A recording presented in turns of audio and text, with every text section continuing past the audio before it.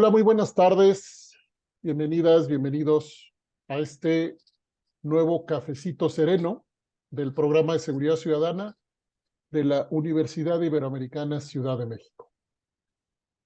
Tenemos hoy una temática que consideramos de la mayor importancia, pero además relevante de manera transversal a las discusiones que se están haciendo respecto a la salud o a la fragilidad o a los riesgos de la democracia. Parece ya una obviedad, parece ya incluso un cliché decir que estamos en medio de un proceso de militarización y de militarismo, pero lo que no parece claro es que haya un impulso hacia una deliberación informada, crítica, profunda respecto a las implicaciones de la militarización y del militarismo respecto a nuestra democracia. ¿Qué tiene que ver la militarización y la democracia? La teoría dice que hay tensiones, hay contradicciones, y Sebastián Rafael hoy nos va a presentar una investigación que tiene provocaciones muy sugerentes, muy interesantes, de cómo están coexistiendo esta transición a la democracia en México y este proceso intenso, probablemente incontenible, de militarización y militarismo. Bienvenido, Sebastián Rafael Priego, maestro en estudios latinoamericanos por la Universidad de Oxford y autor de ¿Por qué en México la militarización y la democratización han sido dos caras de la misma moneda? Bienvenida, Marisol Ochoa Elizondo, quien hará comentarios al texto del Departamento de Historia de la Universidad Iberoamericana Ciudad de México. Y bienvenida Paulina Barrera Rosales del Instituto de Investigaciones Jurídicas de la Universidad Nacional. Vamos a dejarlos. Sebastián expondrá, luego Marisol, luego Paulina y después abrimos la mesa para conversar.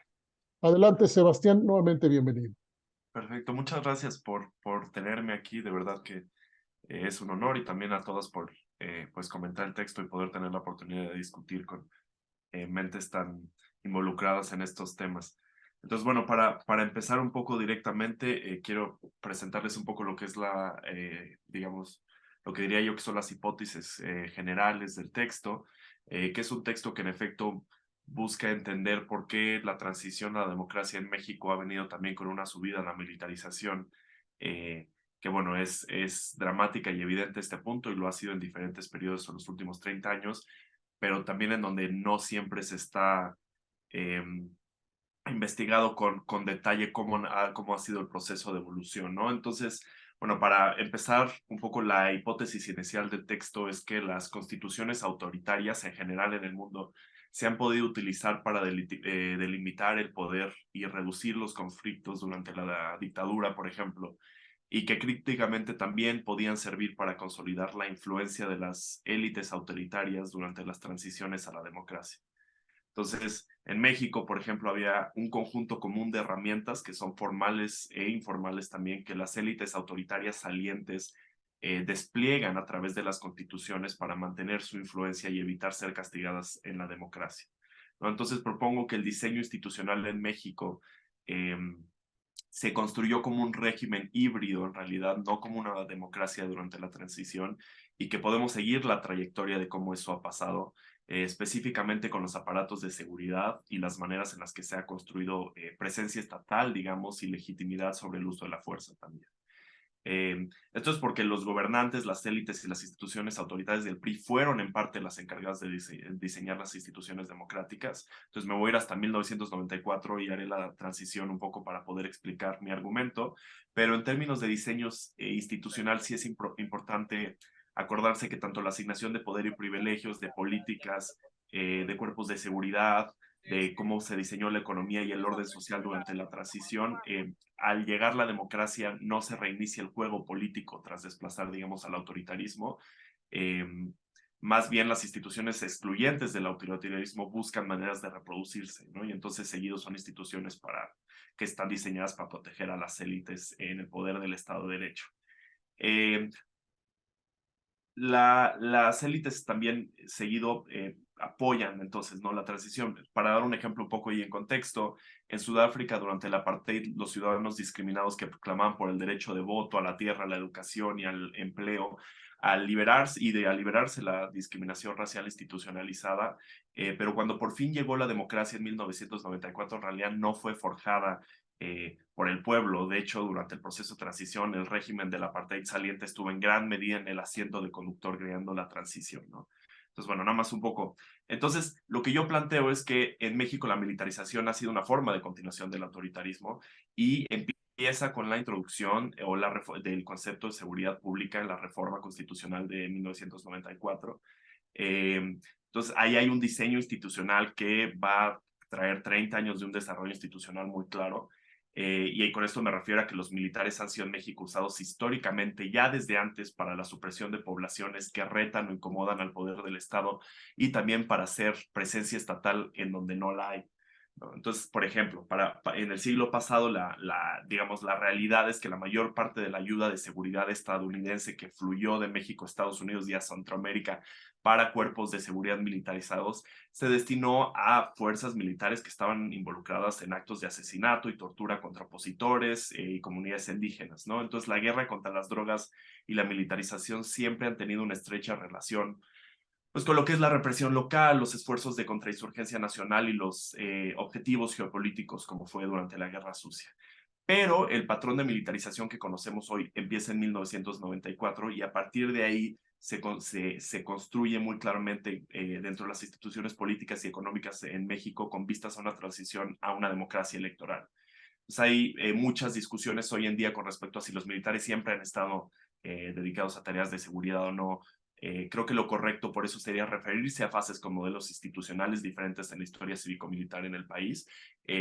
Diría yo que en 1994 empezó una nueva que creo que duró hasta 2018. Creo que desde 2018 empieza un nuevo patrón de militarización que requiere toda una reconcepción también del análisis de militarización, porque se involucraron a los militares en proyectos de infraestructura, en la economía, en tareas que van más allá de la seguridad pública, pero iré desarrollando esto un poco, ese argumento. Creo que las premisas un poco para desarrollarlo, la primera es que en México hay una tradición histórica que resulta del escaso control estatal que siempre ha tenido el gobierno. No hay presencia legítima del Estado en muchas partes del territorio mexicano. Es lo que los anglosajones llaman limited statehood o estatalidad limitada o escaso gobierno, inclusive ausencia del Estado en territorios del país.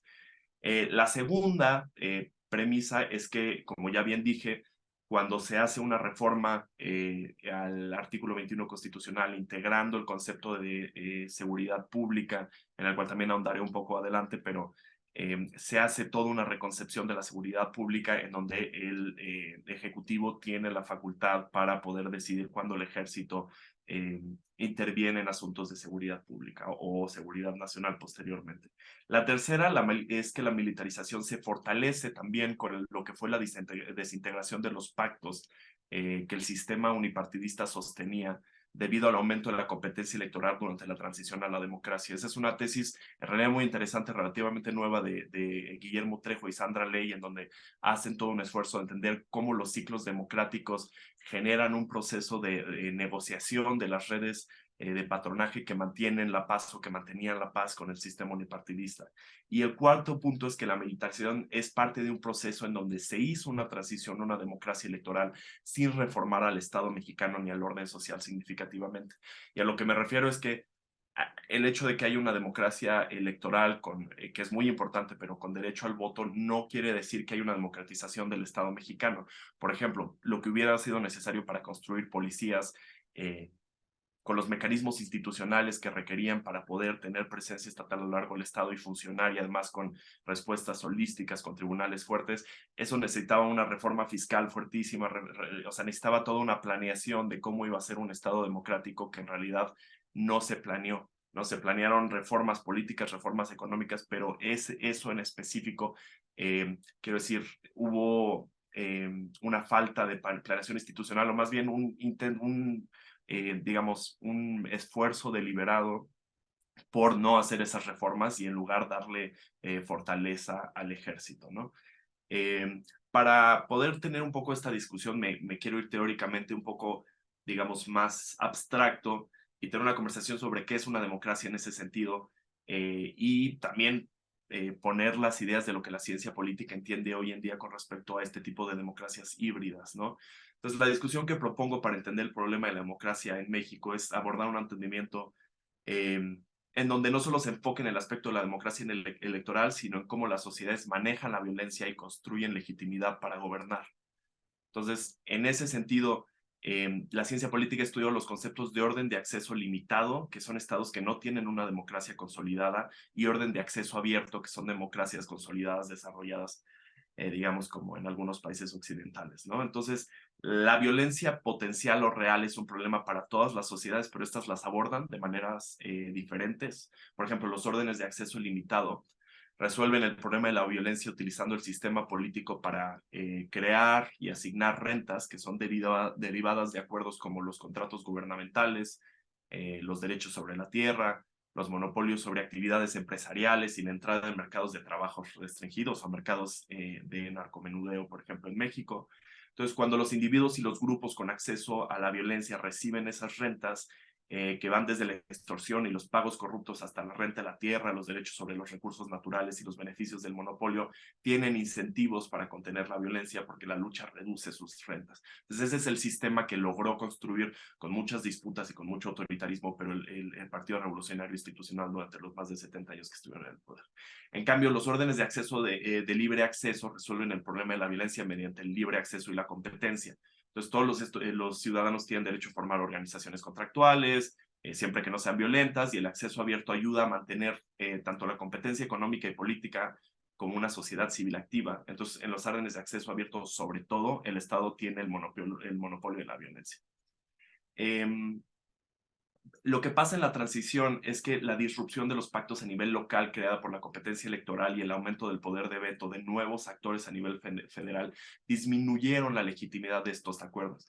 Y al abrir la competencia electoral sin democratizar a la sociedad, o sea, sin abrir oportunidades, se desmantela el sistema de pactos sin crear canales institucionales inclusivos para la participación económica y política.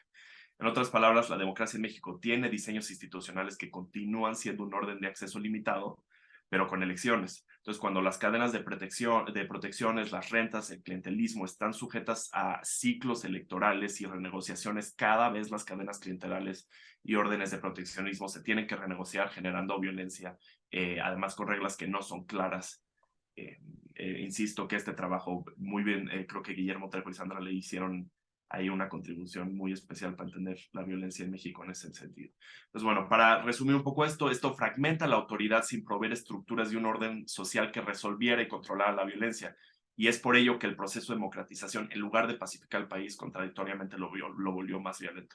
Ahora, eso va de la mano con la misma, digamos, trayectoria que tiene la militarización. Voy a hacer una nota nada más. Creo que es importante explicar o por lo menos insistir, aunque creo que es en ciertos sentidos lugar común, se ha hecho, hay mucha investigación al respecto, pero ¿por qué hay un problema en militarizar como política de seguridad pública o como política de gobernabilidad inclusive, ¿no?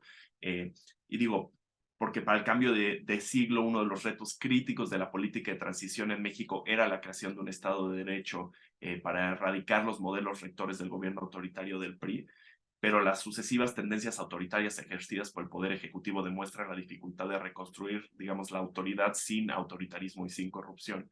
Y el problema con el patrón de militarización que surge en 1994 es que cualquier amenaza que existe al orden de acceso limitado, como lo describimos, digamos, un orden de acceso cerrado, que depende de rentas, creadas por la democratización, se interpretan como una amenaza a la seguridad nacional y a la seguridad pública. Y desde un punto de vista normativo, lo que hubiera sido deseable para México era el desarrollo de las instituciones policiales locales y federales, dotarlas de los mecanismos institucionales necesarios para permitirles ejercer sus funciones. ¿No? Entonces son los diseños básicos para construir un Estado de Derecho en una democracia. Y, sin embargo, lo que pasó es que la militarización de la seguridad pública trae consigo la militarización de las policías, de las instituciones policiales. Entonces, la importancia sobre todo es que, digamos, la seguridad pública requiere la prevalencia de una vocación ciudadana. En ese momento, quiero decir, sobre todo pensando en la transición a la democracia, porque son instituciones con, digamos, con diseños institucionales muy diferentes, pero también de naturaleza diferente, en donde La policía es una institución social que tiene la responsabilidad de la seguridad ciudadana a través de diseños que preservan los derechos fundamentales y que intenta subordinar al Estado de Derecho y cuenta con mecanismos de rendición de cuentas en el caso de que no cumpla la ley, ¿no? Es también un cuerpo, y eso es importante, creado para abordar y resolver conflictos sociales complejos con respuestas que son holísticas, pues que depende de cooperación interinstitucional, de tribunales fuertes, digamos, toda una arquitectura institucional de gobernabilidad, no solo de seguridad pública. Y del otro lado, también creo que esta conversación siempre requiere un poco la conversación de por qué el prohibicionismo y la militarización ha ido tan de la mano. Entonces, creo que al crear un sistema de seguridad pública militarizada, así como de militarizar el prohibicionismo de los narcóticos, se han creado, digamos, serios problemas, pero sobre todo porque son disputas sobre los controles territoriales. Entonces es muy político. Entonces, por ejemplo, hay un relativo consenso en cuanto a que al involucrar a los militares en asuntos de seguridad pública, el aumento de la violencia no es un fenómeno que surge en los márgenes del Estado, sino uno conformado a través de la interacción entre el Estado y los grupos del crimen organizado. Hay este texto de Charles Tilly en los años 80 que es magnífico, en donde demuestra cómo la cultura y la historia dan forma a ciertos, digamos, repertorios de violencia colectiva, pero sobre todo estructuran las relaciones contenciosas entre el Estado y los grupos no estatales. Entonces, del mismo modo, en México, la dinámica y la interacción del proceso de militarización con el crimen organizado, tal como lo instaló el Estado, creó repertorios de guerra por control territorial. Por ejemplo, la escalada de violencia liderada por la participación de los militares generó repertorios de visibilidad a la actuación de la violencia, un aumento en el número de víctimas, pero sobre todo en la brutalidad y el poder simbólico de la violencia exhibida. Y dichos métodos llevaron a la intensificación de la exposición pública de los ataques brutales, decapitaciones, ahorcamientos a menudo transmitiendo mensajes. Entonces se convierte en parte de una estrategia de guerra reclamar las responsabilidades de los crímenes. La otra es, digo, la famosa expresión de calentar la plaza, que básicamente para mostrar la presencia de un nuevo cuerpo, digamos, criminal en un determinado territorio, traen una balacera y eso hace que se llame al ejército, al territorio enemigo, o, en fin, utilizan al ejército de manera a poder, digamos, mover la balanza de poder en las peleas territoriales por el control del tráfico de droga.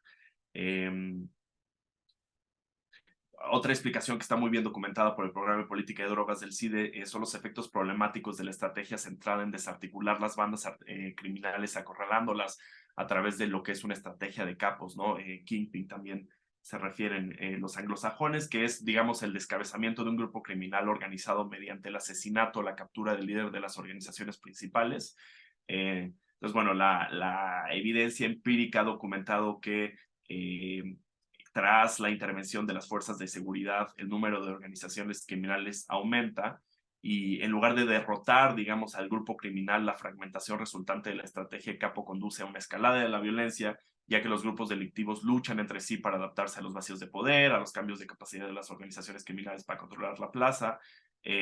Se observa, por ejemplo, que las estructuras de grupo de crimen organizado se vuelven mucho más compleja que la de los predecesores en los años 80, porque estos grupos se van fragmentando de tal manera que solo durante el tiempo que Felipe Calderón le declaró la guerra al narcotráfico en sus sexenios se multiplicaron de 5 grupos visibles a una proliferación a más de 80 grupos organizados y consolidados en 2011. Entonces, bueno, me dirán quizás que hoy en día también hay otro tipo de bases de datos y consecuencias que tenemos que analizar. También esa conversación, digo, hacia allá vamos, pero la evidencia empírica sí nos ha mostrado cosas muy importantes en términos de qué tipo de política, no solo de seguridad pública, sino de gobernabilidad se está estableciendo, ¿no? Y digo, para también resumir el asunto del prohibicionismo, es que la práctica, teniendo en cuenta lo fructífero del negocio, los grupos de la delincuencia organizada siempre reproducen de forma duradera un líder, un brazo armado y la estructura que requieren para operar. Y esta dinámica incentiva durante los sexenios que analizo en el texto la consecución de una estrategia basada en la exhibición de una brutal represión del narcotráfico, ¿no? La militarización de la policía y el despliegue del ejército también siguieron mucho las premisas de detener y matar a los traficantes, aumentando el poder del fuego y demostrando altos niveles de decomiso de droga, pero sin embargo, como pues se trata de una persecución que se autoalimenta, porque dado que la estrategia de capo genera fragmentación, se aumentan los niveles de violencia y se atraen a más actores peligrosos al mercado, lógicamente también el número de contrabandistas y carteles se extiende y las detenciones de las que presume la estrategia también. Pero lo importante de esto es que los niveles intensificados de violencia en México demuestran que el conflicto puede ser conveniente para mantener el negocio del crimen organizado y el narcotráfico creciendo también. Entonces, por lo tanto, la lógica de la violencia y la confrontación en México, creo, se lee mejor a través de la visión teórica entre conquista y restricción. Eso quiere decir, en las guerras de restricción, la violencia coercitiva es preferible a las estrategias pacíficas porque amplían la esfera de influencia de los grupos militarizados. Entonces, los carteles pueden luchar entre sí para controlar territorios, pero los carteles luchan contra el Estado principalmente para cambiar el comportamiento y las decisiones políticas del gobierno, no necesariamente para conquistar territorio permanentemente. Y en ese contexto resulta más fácil entender por qué la militarización de la seguridad pública condujo también, disculpe, por qué la militarización de la seguridad pública condujo también a la militarización del crimen organizado, porque desde la perspectiva del Estado el enfoque fue adoptar estrategias que fomentan el conflicto, pero la victoria decisiva es imposible porque la amenaza del crimen organizado es permanente, ¿no? Y en contra de sus objetivos, el enfoque militarizado demostró ser adecuado para el negocio del narcotráfico y para fomentar la gobernanza criminal. Pues el resultado ha sido una dinámica en la que tanto los militares como los grupos del crimen organizado tienen incentivos para mantener el conflicto y se necesitan mutuamente para reproducirse y expandirse. Ahora, me expandí un poco con todo digamos, con estas premisas.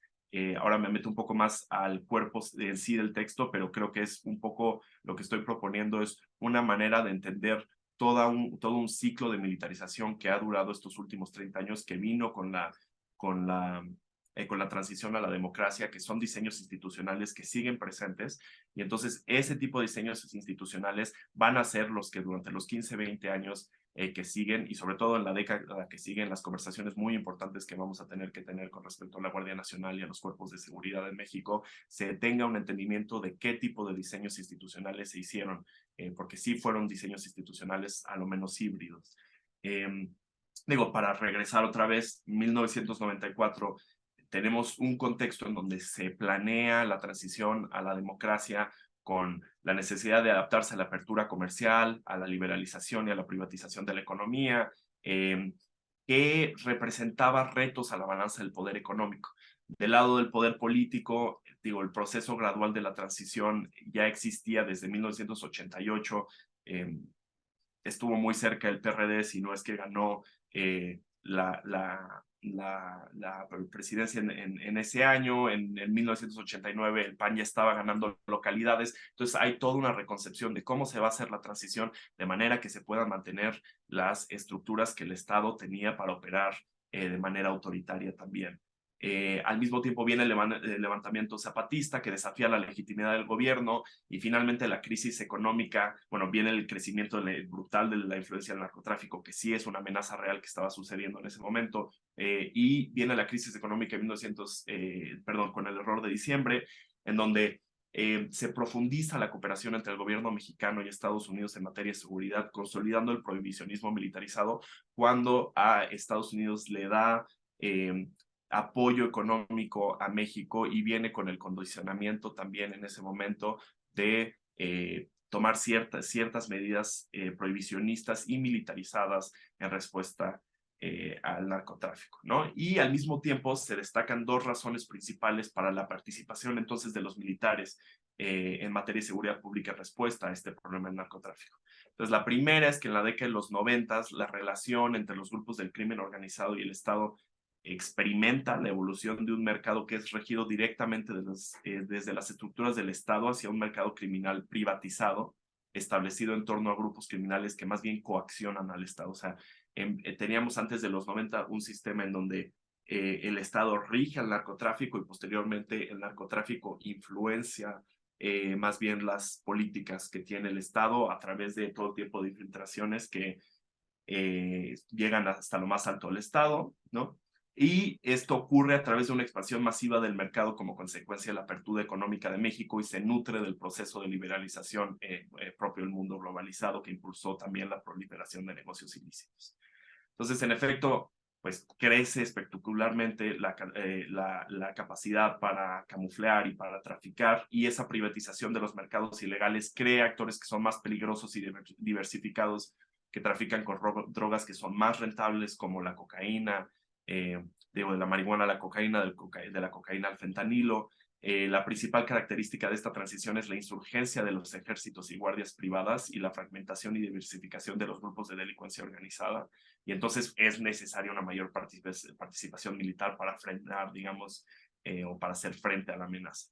Y la segunda explicación se centra en la erosión, como ya dijimos, de las normas y reglas no escritas que permitían al Estado mantener el orden político y social y controlar las organizaciones criminales bajo el gobierno unificado del PRI. Entonces, cuando estos pactos de larga data, digamos, son erosionados por el aumento de la competencia política durante la transición democrática, el Estado mexicano responde a estas amenazas militarizando la seguridad pública y desplegando las Fuerzas Armadas para establecer el orden político nacional. Entonces, a su vez, esto genera además instituciones al servicio de la guerra, tanto estatales como no estatales, con incentivos para reproducirse a pesar de su efecto corrosivo, para buscar mayores presupuestos, más poder y una presencia más expansiva, ¿no? Entonces es importante entender estas premisas porque son las condiciones, creo, que constituyen al México moderno y que resultan en que el proceso de militarización en México acompañará al de la democratización. Para poder entender este proceso, digamos, de manera amplia e histórica, argumento en el texto que por las condiciones históricas que ha creado el régimen de militarización en México, se ha creado una trayectoria de la dependencia del camino, path dependency, dicen también los anglosajones, en donde se buscan soluciones a través de la militarización al problema estatalidad limitada o ausencia del Estado, más que al del narcotráfico en realidad. Entonces, la noción de la dependencia del camino propone que hay trayectorias de desarrollo que están delimitadas por periodos críticos en los que acontecimientos influyen profundamente en los patrones de formulación de políticas por mucho tiempo. Y se refiere a un tipo de explicación que se desarrolla a través de una serie de etapas secuenciales, es decir, los resultados de un proceso en cada decisión política dependen de la secuencia completa de decisiones tomadas y no solo de una elección concreta en un momento específico. Pues la historia importa y es útil apreciar el grado en que un conjunto de condiciones históricas ha determinado esas, digamos, opciones disponibles y los repertorios políticos. Entonces, de 1994 a 2006, argumento, los presidentes Ernesto Zedillo y Vicente Fox institucionalizan la militarización de la seguridad pública en México. Eso quiere decir, crean los fundamentos de arquitectura institucional que permiten posteriormente consolidar la militarización, y de 2006 a 2018 con Felipe Calderón y Enrique Peña Nieto, esta se consolida como pilar de la cultura institucional y política mexicana a través de la guerra contra el narcotráfico. Y durante estas, digamos, coyunturas críticas, las decisiones tomadas dieron forma a patrones institucionales que perduran en el tiempo. Entonces, es muy difícil, digamos, cambiar esas cosas. Por supuesto que se puede, pero eso da para la conversación también. Y creo que un poco para las cuatro características principales que crean esta trayectoria, dependencia de la trayectoria, son, en primer lugar, los costes de inversión, es decir, una vez que se invierte en un camino, hay grandes costos de detener ese camino y empezar uno nuevo. Por ejemplo, una vez que se decide abandonar por completo a la policía local, es muy difícil hacer posteriormente la transición a otro tipo de cuerpos. Voy a ir un poco año con año también, aunque me tome un poco de tiempo, pero para poder ilustrar estas cosas. La segunda es dinámica de poder entre el ejército y el Estado. Entonces, por ejemplo, es difícil retirar a los militares cuando son los que tienen entrenamiento, presencia y además cuando pueden resistir, ¿no? Por ejemplo, en el 2014, cuando desaparecen a los estudiantes en Ayotzinapa y hay toda una confrontación entre el ejército y el poder ejecutivo, en donde el ejército amenaza con regresarse a los cuarteles, que hubiera sido también catastrófico porque son los que tienen presencia estatal en muchas partes importantes del territorio, y entonces muestran que no es cierto, pues, que el ejército se someta al ejecutivo sin que haya, digamos, ningún tipo de dinámica de poder presente. Creo que de alguna u otra manera, aunque quizás lo esté empujando, pero la situación que pasó en Tamaulipas hace 2 semanas, en donde posteriormente el ejército también se manifiesta, es otra muestra de cómo el ejército tiene mecanismos para resistir a los mecanismos de rendición de cuentas, sobre todo porque no hemos hecho un esfuerzo consciente de crear mecanismos institucionales de rendición de cuentas que sí pueden existir. El número 3 es presupuesto de influencia, que quiere decir que los grupos encargados de la seguridad pública buscan más poder, buscan más jurisdicción, buscan más presupuesto, porque el Estado son instituciones, digamos, esquemáticas que no responden a una sola línea. Y el punto número 4 son los acuerdos políticos del autoritarismo, en donde se protege al status quo como diseño institucional, y ese fue el diseño que se construyó no ahora, no el sexenio pasado, sino desde la transición a la democracia. Entonces, la transición a la democracia plantea retos de encontrar formas alternativas de poner el orden político entre, digamos, los políticos subnacionales y los territorios federales, pero el proceso de militarización demuestra que se engendra un proyecto alternativo que es de muy largo plazo, que es el que hemos visto también. Entonces, quiero decir, no está escondido con el involucramiento de los militares en la gobernabilidad de México. Y en las últimas 3 décadas, otra trayectoria interesante es que el principal vehículo para fortalecer al ejército fue una estrategia violenta en respuesta a la creciente amenaza del crimen organizado y al narcotráfico a través de la militarización de la seguridad pública. Entonces, la trayectoria muestra que las Fuerzas Armadas se convirtieron en el canal para imponer la presencia del Estado donde se consideraba necesario, además por decreto del presidente. Y aunque los controles y equilibrios han existido en todo momento, a veces de manera exitosa, la trayectoria demuestra esfuerzos visibles para reducir esos controles y equilibrios. Y estas premisas entonces son clave también para la crisis de legitimidad y violencia en México que causa posteriormente la descentralización sobre el uso de la fuerza, descentraliza además la capacidad del Estado mexicano para recolectar impuestos y poner orden y gobernar al país sin disputas. Quiero decir, la ley ahora cuando un capo o cuando un cartel comete un error, hay una ley in situ que es creada por estos mismos narcotraficantes, el derecho de piso y la recolecta, es decir, se están comportando como un Estado alternativo porque hay redes que permiten, digamos, tener otras instituciones que en realidad no operan afuera del Estado, sino son redes que aprenden a operar como el Estado. Entonces, bueno, un poco regresando a la línea de tiempo, 31 de diciembre de 1994, el Ejecutivo Federal publica un decreto para reformar el artículo 21 constitucional. El artículo establecía que las entidades federativas, la Ciudad de México y los municipios estarían a cargo de vigilar la seguridad pública. Esto se coordinará para desarrollar un sistema nacional de seguridad y el ejército, entonces, esta decisión se convierte entonces en el cambio legal clave que puso en marcha el proceso de institucionalización de la seguridad pública y que facilita el establecimiento de instituciones, digamos, que se seguirían reproduciendo en las décadas siguientes, porque al introducir el concepto de seguridad pública, estos temas se convierten en un asunto, digamos, de Estado para lograr el orden público. Entonces, en el texto, el concepto está apuntalado a propósito, con ambigüedad, y sus métodos de implementación son poco claros, lo que da al Ejecutivo un amplio margen para decir sobre cuándo, cómo y por qué deben involucrarse los militares. Entonces, sumémosle ello que solo existen además una definición vaga de lo que son tiempos de paz y seguridad interior y la seguridad pública, lo que permite interpretaciones amplias de cada uno de estos fenómenos. Y bueno, las facultades otorgadas a la presidencia y a los militares en materia de seguridad pública abren lo que, por ejemplo, Alejandro Madrazo llama una trayectoria de costos constitucionales, es decir, el menoscabo de aspectos clave de los diseños constitucionales en nombre de la guerra contra el narcotráfico, y buscan legitimar y armar jurídicamente los esfuerzos de la guerra contra las drogas, socavando además gradualmente los compromisos constitucionales y los arreglos institucionales diseñados para proteger a los ciudadanos y respetar la separación de poderes. Y desde ahí hasta 2018, la trayectoria implicó reformas constitucionales en cada reforma, 3 leyes de seguridad nacional en toda regla y la normalización expansiva de los despliegues militares en nombre de esta política pública, ¿no? Y esto a su vez supuso amenazas sustanciales para la defensa de los derechos fundamentales, fomentando la centralización del régimen federal y la confusión de funciones de las oficinas de las instituciones estatales en la guerra contra las drogas. En diciembre de 1995 se publica la Ley General que establece las bases de la coordinación del Sistema Nacional de Seguridad Pública. Entonces, hasta entonces, la responsabilidad de la seguridad pública recaía sustancialmente en la Policía Federal Preventiva. Las reformas de 1995 transformaron el sistema penal para que todas las instituciones, desde la policía hasta las Fuerzas Armadas incluidas, pudieran colaborar y convertirse en una red centrada en la represión de la delincuencia, y el presidente interpreta cuáles son asuntos otra vez de seguridad pública y cuándo puede el ejército intervenir en asuntos civiles.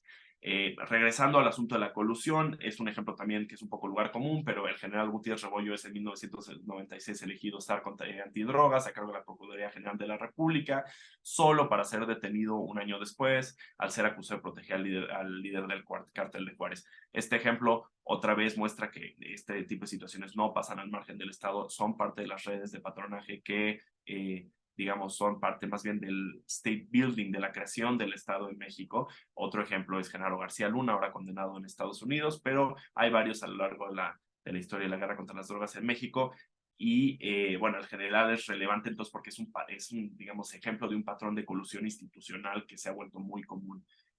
Digamos, es lo que otros académicos han llamado la zona gris, en donde el crimen organizado no puede existir ni operar si no cuenta con algún grado de protección estatal o un grado muy alto de protección estatal, ¿no? Como, que digo, como podemos ver con el tipo de servidores públicos que han sido posteriormente juzgados como estando en colusión con ellos, ¿no?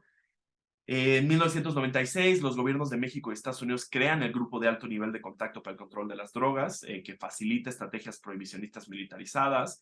Entonces, la lógica y el enfoque de dichas estrategias, digamos, seguía un análisis de costo-beneficio cuyos fundamentos se basaban en las premisas que sustentaban la guerra contra las drogas en Estados Unidos.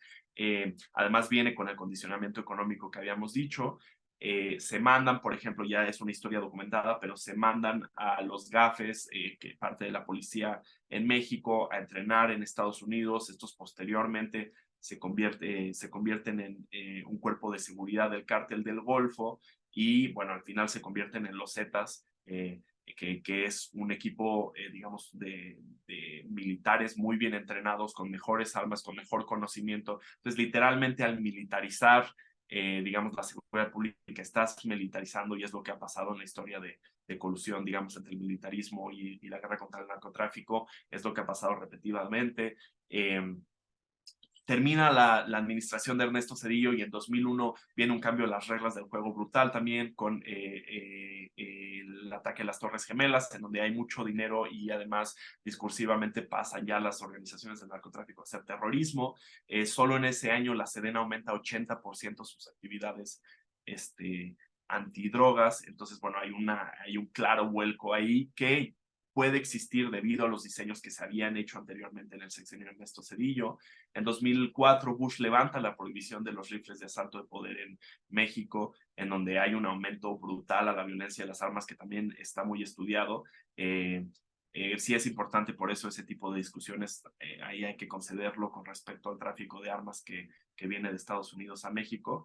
En 2004, una nueva reforma constitucional otorga las facultades al Ejecutivo para decretar leyes que, digamos, preservaran la seguridad nacional, que da lugar a la Ley Nacional de Seguridad de 2004, donde la seguridad pública y la seguridad nacional se vuelven conceptos todavía más borrosos, y donde la seguridad nacional y la lucha contra el crimen organizado se fusionan como si fueran la misma cosa, lo que agiliza drásticamente el uso de las Fuerzas Armadas para intervenir en asuntos civiles en tiempos de paz. En 2005, Vicente Fox lanza el operativo México Seguro, que la iniciativa consiste en un despliegue masivo de Fuerzas Armadas en Nuevo Laredo que se extiende a otros estados y finalmente al conformar una estrategia en la que el ejército supervisa casi todas las iniciativas antidrogas, incluyendo la prevención y la reinserción, las Fuerzas Armadas se convierten en el actor clave a cargo no solo de la seguridad pública, sino de toda una, digamos, política integral de gobernabilidad. Y, digamos, se logra inducir miedo a la población, incentivando a los criminales y a los militares a seguir una estrategia de visibilidad mediante la intensificación de la violencia. Y el sexenio de Vicente Fox no cambia la tendencia a militarización, sino que la continúa y la refuerza, sentando los precedentes que luego permitirían a Felipe Calderón lanzar la guerra contra el narcotráfico y, digamos, la falta del gobierno de éxito del gobierno de Fox para reducir la criminalidad también proporciona la plataforma para que un strongman entrara en escena, reduce los clivajes disponibles, además, para que se articulara un discurso de populismo punitivo, que era lo que era en la campaña de Felipe Calderón en el tiempo, y para que una base política lo apoye. Además, gana Calderón, como también es bien sabido, en situaciones, digamos, reñidas, donde deja un país muy dividido, y sí hay una decisión de Calderón de utilizar, digamos, el ejército para reafirmar su presidencia. Además, se encuentra con los factores crecientes de violencia, el mercado que ya está privatizado, el narcotráfico, y con repertorios diversificados y militarizados sobre la guerra contra el narcotráfico, en donde hay una presión muy fuerte para responder al gobierno entrante. Y hay facultades otorgadas por diseños constitucionales, que en realidad es el problema principal, en donde en materia de seguridad pública puede llegar ya sea Ernesto Zedillo, ya sea Vicente Fox, ya sea Felipe Calderón, ya sea Enrique Peña Nieto, ya sea Andrés Manuel López Obrador, y utilizar dentro de esta arquitectura al ejército, ¿no? Posteriormente se hace la Operación Conjunta Michoacán, que es una estrategia que desplegó 5,000 soldados inicialmente, pero al, digamos, hacerla permanente, otra vez se hace toda una planeación de cómo se va a reducir el asunto de estatalidad limitada con el ejército, y lo hace permanente el despliegue. Posteriormente se va a Baja California, Chihuahua, Durango, Estado de México, Guerrero, en Nuevo León, Sinaloa, Oaxaca, etcétera, en lo que pues aspiraba a ser un plan nacional integral según el Plan Nacional de Desarrollo de 2007. Ahora, sabemos que la presencia de los militares genera incentivos para el aumento de la violencia, pero eso no estaba tan claro en 2006, ¿no? Pero sí está claro hoy. En la práctica, los conflictos armados llevan al asesinato de civiles, soldados y presuntos delincuentes, lo que promueve la normalización de las ejecuciones arbitrarias. Y, digamos, los carteles utilizan al Estado para promover las guerras territoriales, como ya habíamos hablado, mandando señales de mercado con fin de mostrar su poder relativo. Y en 2008 creo que pasa lo que es digamos, el punto álgido del marco hegemónico institucional del prohibicionismo con la Iniciativa Mérida, en donde México, Estados Unidos y los países centroamericanos firman, digamos, un acuerdo en materia de cooperación en materia de seguridad, con el objetivo declarado de combatir las amenazas al crimen organizado transnacional, pero el acuerdo legitimiza digamos, este tipo de trayectoria sobre los costos constitucionales y sobre el refuerzo de la Sedena y la CEMAR en materia de seguridad pública.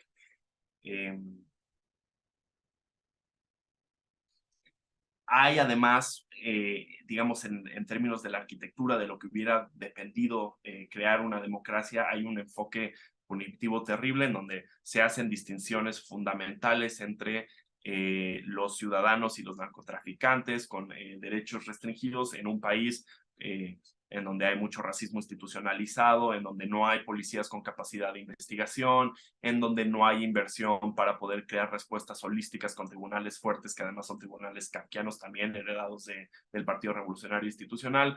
Entonces, es muy difícil en este tipo de diseños crear fundamentalmente un Estado de Derecho. Posteriormente, bueno, en 2012 hay un fenómeno que es todavía más interesante, porque podemos ver que empieza a pasar el asunto del cabildeo violento, en donde a nivel local y federal los narcotraficantes y, hay que decirlo, estas redes de patronaje militarizadas tienen la oportunidad de hacer cabildeo violento para influenciar quién directamente ya en la democracia electoral, ya sea amenazando o asesinando a líderes electorales a nivel local. Entonces, bueno, esto a su vez tiene un efecto muy depresivo sobre la participación electoral. Y en 2004 el cúmulo quiero decir, de violaciones a los derechos humanos se materializa con la desaparición de los 43 estudiantes de Ayotzinapa, también con la masacre de Tlatlaya. Y obliga al gobierno de Peña Nieto, o empuja al gobierno de Peña Nieto a crear otro patrón sistemático de fallas institucionales al proteger al ejército, ocultando las investigaciones y fomentando las condiciones para las fallas institucionales. Y en ese momento se hizo indiscutible otro factor, que es que el ejército no se subordina automáticamente, como ya habíamos insistido, al Estado, dado que es una corporación independiente relativamente, ¿no? Ahora, sí, bueno, para terminar con un poco de optimismo en esta trayectoria, antes de pasar al 2018, en 2017 va a pasar la Ley de Seguridad Interior de 2017, que hubiera involucrado un tipo transición espantosa en donde ya no había prácticamente ningún límite para el ejército, en donde las decisiones del Ejecutivo hubieran tenido muy pocos niveles de rendición de cuentas, y en un ejemplo, digamos, positivo del valor de los pesos y contrapesos en el sistema político mexicano, la ley encuentra amplia resistencia. Y diversos cuerpos como la Comisión Nacional de los Derechos Humanos, pero la sociedad civil en sí mismo logra que se considere válida en noviembre de 2018.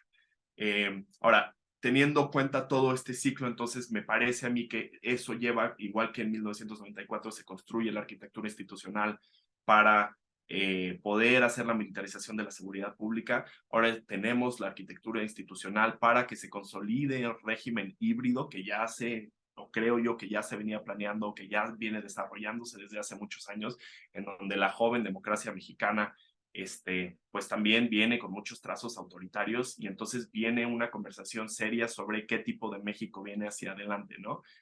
Sí insisto en que me parece que este patrón de militarización que empieza en 2018 es fundamentalmente diferente, porque la creación de la Guardia Nacional como un aparato armado no civil, en donde se está apostando por el control territorial y la estabilidad de las funciones de la seguridad pública, ofrece una oportunidad, digamos, para abrir la discusión y para crear qué tipo de sistema no solo de seguridad, sino de presencia estatal podemos construir, y en donde la construcción de la legitimidad institucional y del monopolio de la violencia tiene, digamos, un proceso fundamentalmente diferente, porque no se puede construir con ejércitos de ocupación, sino con presencia institucional arraigada desde abajo, me parece. Creo que esa discusión no es algo que hemos perdido, creo que es una discusión que todavía se puede tener.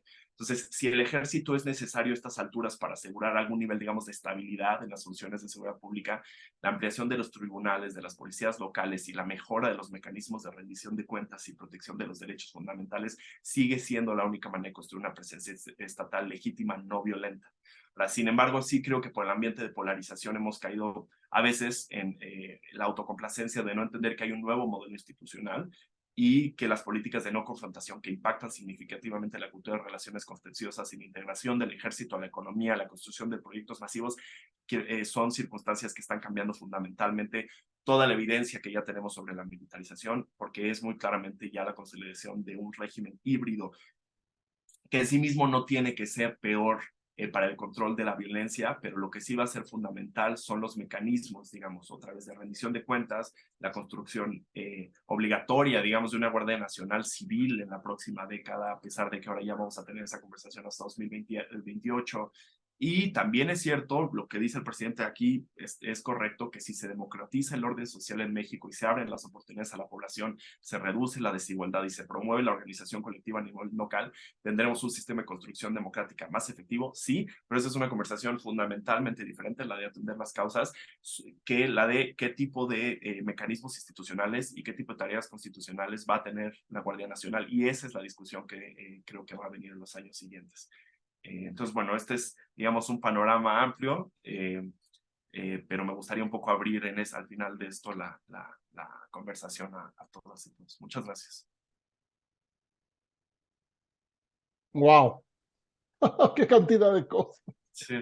Es impresionante, Sebastián, porque la verdad es que de pronto, pues yo te habría parado como 40 veces para profundizar, ¿no? Porque tienes una enorme cantidad de hipótesis de trabajo que animan a reflexiones interesantes. Voy a hacer una brevísima anotación, voy a dar un salto en la historia a 1994 para decir algo muy breve, pero en mi concepto extraordinariamente relevante.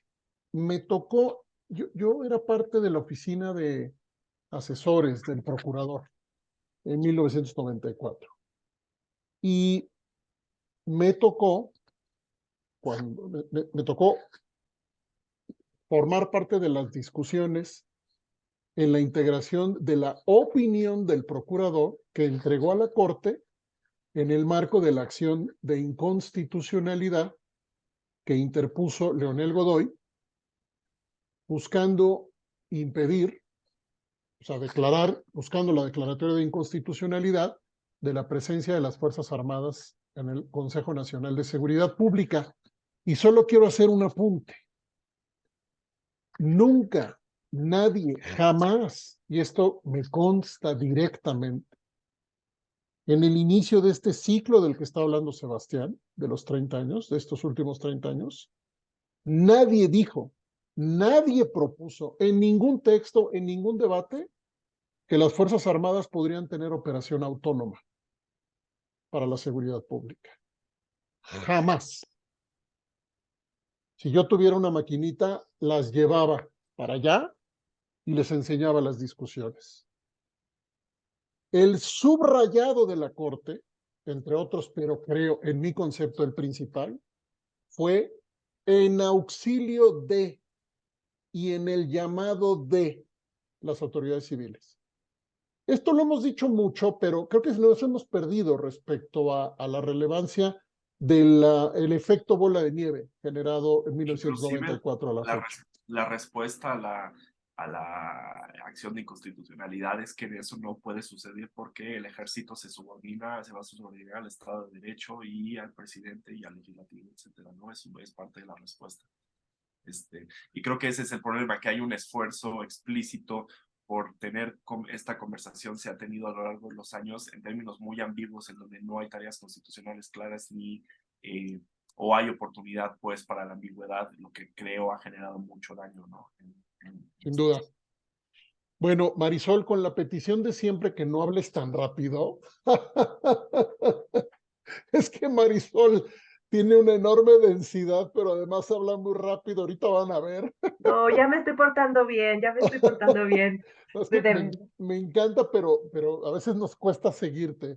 Adelante, No, Marisol, bienvenida y gracias otra vez. no, un placer de veras con ustedes siempre compartir. Sebastián, es un gusto de veras y un placer escucharte. Realmente aquí me haces pensar muchas cosas que de verdad no tenía planeadas, pero ahorita se las muestro. Porque justo voy recordando esto que dices en términos de ambigüedad. Recuerdo muy bien cuando llega, bueno, cuando se pretende que la milicia, las autoridades militares lleguen a Tamaulipas. Y yo me acuerdo porque yo era reportera, yo soy Tampico, pero reportaba en Reynosa y en Nuevo Laredo, y era la resistencia de que no entrara. Nosotros convivimos con grupos de delincuencia organizada toda la vida, desde tiempo inmemorial, y había una suerte de estabilidad para la sociedad. Y la incursión que empieza a generarse, fíjate, me llama mucho la atención y un poco en afán de continuar el diálogo con tu texto contigo y con las ideas que se me hacen muy, muy ricas y sugerentes, era como de pronto nosotros fuimos prácticamente evidenciando una suerte de, déjame pensarlo así, metamorfosis de la gestión de la actividad delincuencial. Y eso siempre se lo comento a Ernesto, porque pareciera ser que de pronto, como bien lo señalas, ustedes son muy jóvenes, pero quienes nacimos por ahí del 80 y un poco heredamos estas secuencias y en territorios que formalmente fueron íconos de la expansión del fenómeno delictivo, ¿no? Esta creación de los nuevos grupos que a partir del 2006 tienen otro tipo de densidad y otro tipo de interacción con las autoridades, nada más por rescatar esto que vas mencionando. Recuerdo muy bien cuando empezábamos a estudiar el fenómeno, era muy complicado que la autoridad federal se viese amedrentada por los grupos criminales y Tamaulipas fue el primer ejemplo. El primer disparo que se le dio de un grupo criminal banda a un marino y lo mata. Es decir, nosotros vamos pensando, y ahorita que te escucho, y un poco lo voy a pensar así, a ver si no lo revuelvo tanto, es las formas en las cuales estos diseños institucionales crean sus mecanismos de vigilancia son equivalentes a las formas reactivas de violencia que se van a diseñar. El fenómeno delictivo es sistemático. Eso creo que voy contigo mucho aquí, porque incluso algo que nos costaba mucho trabajo, y lo digo a título personal, trabajando en instituciones de gobierno y principalmente en seguridad de campo, era tratar de pensar que en estos diseños institucionales que trataron de conglomerar una visión, quiero pensarla, ¿no? Muy, muy, muy central, la excentricidad, es salir del centro y poder ver que los territorios incluso son inestables en términos de sus propias variaciones y condiciones, voy a decir así, de exigencia delictiva. No todos los territorios van a tener la misma reacción en el diseño institucional. Eso es algo que no entendió o no quiso entender el presidente Fox, no quiso entender el presidente Calderón, el presidente Peña Nieto simplemente omitió la discusión, y que actualmente, como bien nos señalas, en el 2018 tenemos otro efecto completamente distinto, a mi gusto es una percepción ahorita que te escucho, en la forma en la cual se quiere volver a recapitular la militarización en un demotarismo, porque para mí las democracias son autoritarias. Es la única manera. Perdón por el término, es un término que en la historia trabajamos, y el demotarismo y las democracias tienen que ir avaladas por gestiones y controles cada vez más severos y rígidos, porque es la única manera que encuentran frente a la inestabilidad y la contingencia de todas las variables que están circundando, que finalmente alimentan la inestabilidad del fenómeno delictivo. Es un poco, ahorita que te voy escuchando, es el paradigma del presidente Andrés Manuel, no es el paradigma de Calderón. Nos queda muy claro que no hay fentanilo. Nos queda muy claro que otras variables de recurso de mercado van habilitando ciertas territorialidades y una suerte de demografía criminal, donde incluso, yo pensaba contigo ahorita que te escucho, que me hiciste la verdad pensar muchas cosas para dialogarlas, cómo de pronto estas nuevas formas de pensar los estados privados indirectos también se van gestionando a nivel local y que al mismo tiempo la participación política que se gestiona con las fuerzas federales a nivel local no tiene nada que ver con esta dimensión de lo que se pretende en una gestión federal. A mí me preocupa mucho, un poco hilando contigo, porque la presencia militar y un poco saliendo de estas discusiones que pudimos ver, por ejemplo, en Matamoros, que le decía, le comentaba a Ernesto que me tocó estar ahí justo en el momento que, 2 días después de que sucede, y los ambientes tan divididos de una sociedad que apoya a la milicia, porque se sienten protegidos, como bien lo dices tú, porque la correlación con las esferas policiales, civiles, simplemente son vacíos de poder. Pero por otro lado, en territorios completamente recalcitrantes, que vendrían siendo la frontera chica, lo que obviamente se pide es que no estén. No sé si me va a entender, porque lo que hemos hecho es criminalizar la militarización. Entonces, es un sinónimo. Y fíjate, si me permiten, les puedo compartir algo. Y te juro que no lo tenía planeado, Sebastián, estoy ahorita escuchándote. Por Eh, favor, la, la verdad es que ayudas mucho a pensar y eso y nos ayuda, yo creo que a mí en lo personal mucho y creo que a todos. Creo que todavía no puedo compartir. A ver si por ahí se podrá. Ah, muchas gracias. Les comparto algo así de bote pronto, ¿eh? No creo que está muy bien hecho y tiene faltas de ortografía, me disculpo de antemano. Fíjense, aquí hay algo en Tamaulipas ahorita siguiéndote que tiene mucho que ver con los años que tú planteas, ¿no? Y un poco lo que nosotros vamos pensando es cuando llegan la incursión de las fuerzas federales, que no pedimos, pero que llegaron. Ese es un poco también la primera intervención y llegan marinos, que también eso también es importante. Lo que llega hoy no es marino, lo que llega es otra relación, que ya son los militares. Ahí también es importante la distinción de qué es Fuerza Federal y hoy qué es la Guardia Nacional, que también tiene toda una problemática en términos de que no tiene la autoridad, ni es vista como la autoridad que tenían los marinos ni los militares. Al menos en mi estado, a la Guardia Nacional no se le respeta. Se le ve como un policía local en algunos municipios, que también es muy relevante la discusión para ver el diseño híbrido, que me gustó mucho cómo lo planteas, y esta pertinencia de si estas formas de vigilar también están desmontando, voy a decirlo así, trabajando en contra del fortalecimiento institucional. Es decir, por gestionar el crimen, lo que estoy arbitrando es un debilitamiento institucional, voy a decirlo así, más acelerado todavía. Y lo pienso en el actual gobierno, donde ni siquiera hay, voy a decirlo, estructura de partido. Lo que tenemos es realmente una intervención local muy fuerte, donde la milicia tiene un proyecto político o está ahorita gestionándose desde el proyecto político a la par del criminal, de ahí la confusión que voy pensando. Cuando uno va viendo la temática, perdón, lo agrando un poquito, me hiciste pensar en este pequeño cuadro cuando lo teníamos, porque la incursión de las fuerzas federales, si ustedes la ven, va de arriba 90 a 2021. Las variables que podamos tener desde Cavazos Lerma, que por ahí todavía anda circulando, creo que en el Senado, Tomás Yarrington, que ya va a salir, le dieron 5 años de prisión en Estados Unidos, Eugenio Hernández, que está encerrado, Gidio Torre Cantú, que está en Monterrey, y Cabeza de Vaca, que ven que ahorita trae litigio. Si lo vemos, vamos pensando en tu hipótesis, es interesantísima porque la incursión de fuerzas federales la tenemos muy datada nosotros desde 2007, 2008 y actual, ¿no? Aquí tenemos el color rojo. Y en efecto, la dimensión de grupos y su fragmentación, que finalmente es la proliferación de otros grupos o bandas delictivas y que hoy sigue siendo todo un argumento de si tenemos solo 2 grupos hegemónicos y los demás son bandas o si todos tienen la misma carga de fuego. Inevitablemente la discusión, me gustaría nada más dejarle en fenómeno criminal. Yo todavía voy disertando de los grupos y quién los nombra y para qué los nombran, porque no nos deja pensar nada.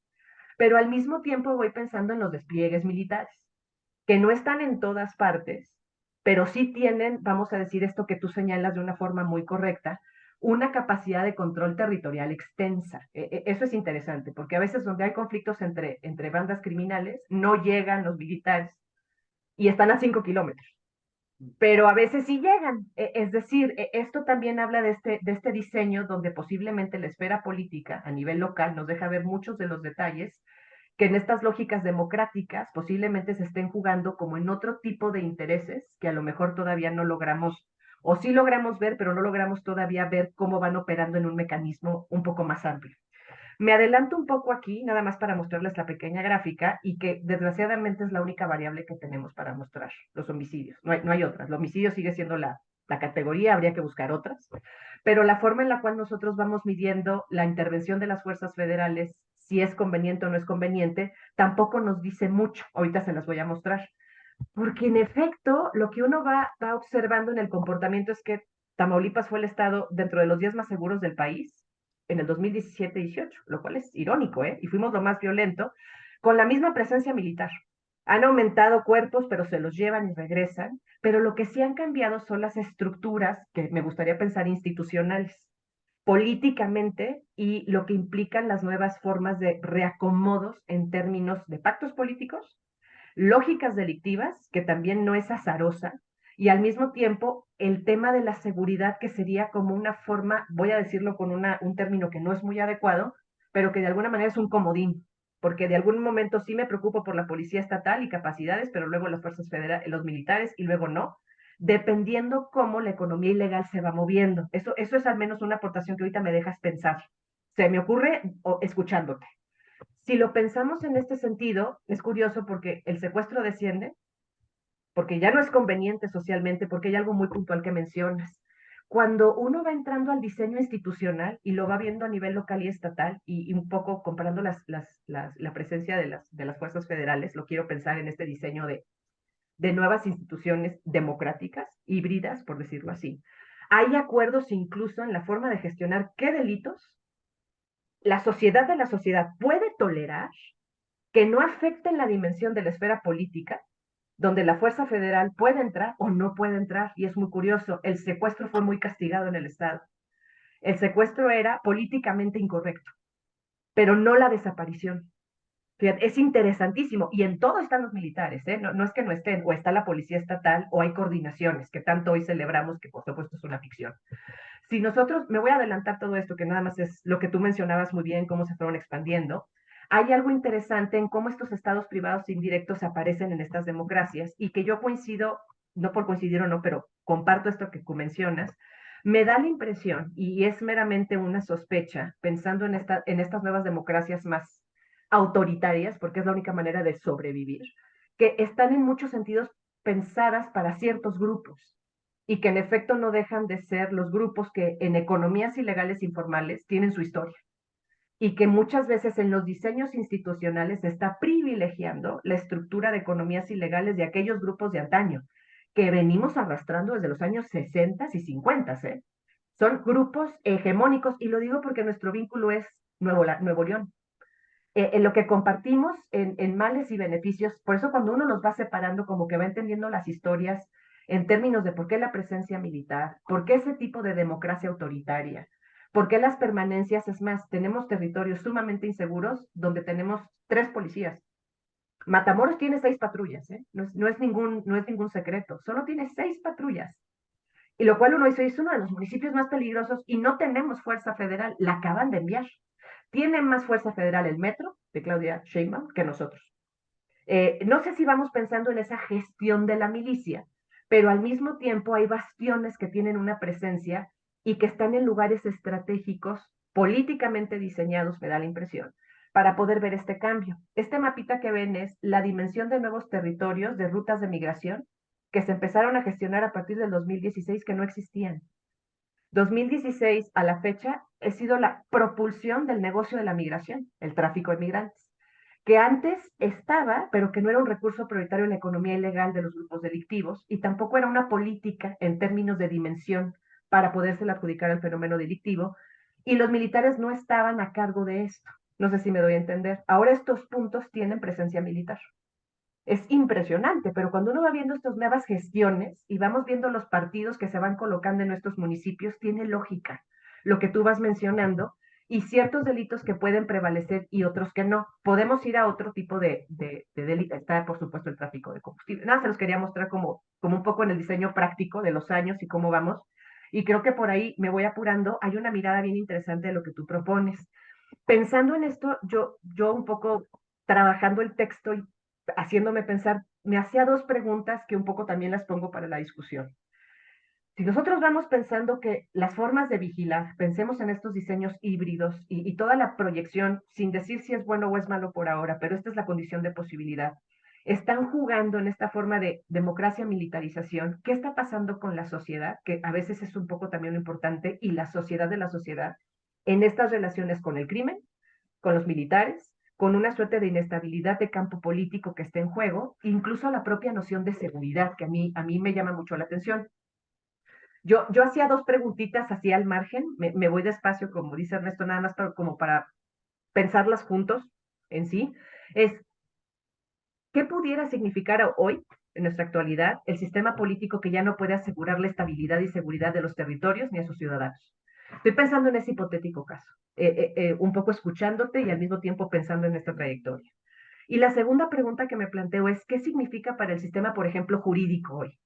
De las organizaciones de seguridad, policías, Policía Federal, vamos a pensar fuerzas federales, que hoy actualmente están como organizadores de inclusiones y exclusiones en la sociedad, que pierdan su vinculación con el principio de Estado de Derecho y la ley, que creo que por ahí también está jugando el papel de una democracia que al ser autoritaria deshabilita la propia institución, como que es un juego al revés.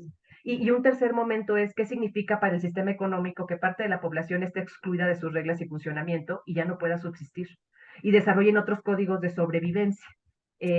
Son tres aristas que para mí son muy, cuando te leía, claro, hay una dimensión mucho más profunda porque todo este proceso también está atribuido de cómo la sociedad está participando.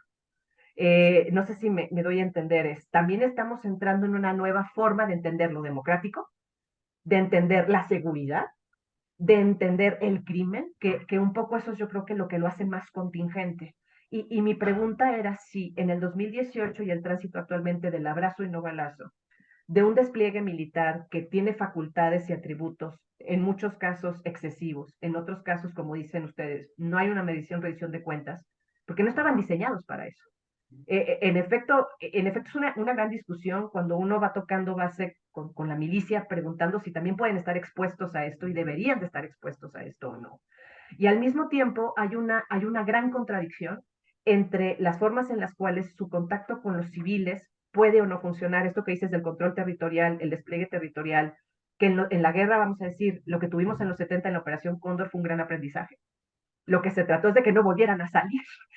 La idea era muy clara, porque una vez que se coloca el campo de experiencia, por autonomacia lo administran. Pero administrar no quiere decir solo que administre, también me involucro.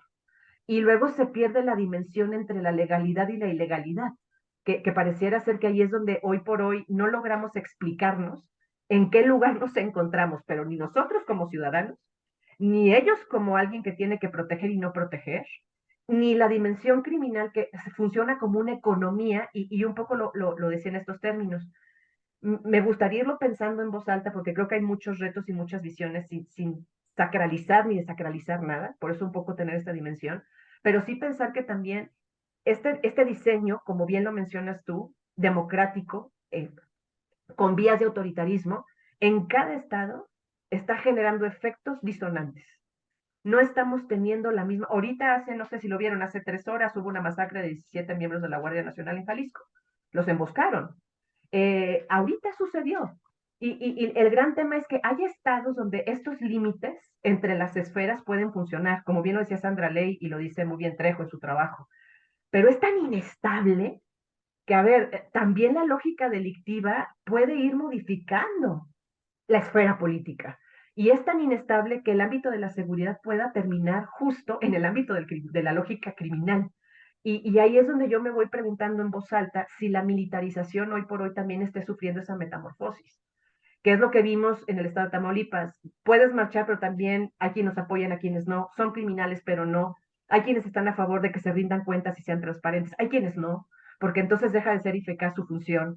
Tenemos un pleito entre derechos humanos y los militares porque son abuso de fuerza, pero la otra lógica es cómo operar sin abuso de fuerza en territorios tan contingentes y tan violentos. No sé si me estoy dando a entender. No son justificaciones, simplemente pongo las hipótesis un poco tocando el terreno para decir, bueno, ¿qué más No, puede hacer uno si una esas camioneta son a las las 4? conversaciones que hay que tener, de acuerdo. Sí, yo creo que me interesó muchísimo, digo, un poco detonando, me voy apurando y me callo con esto.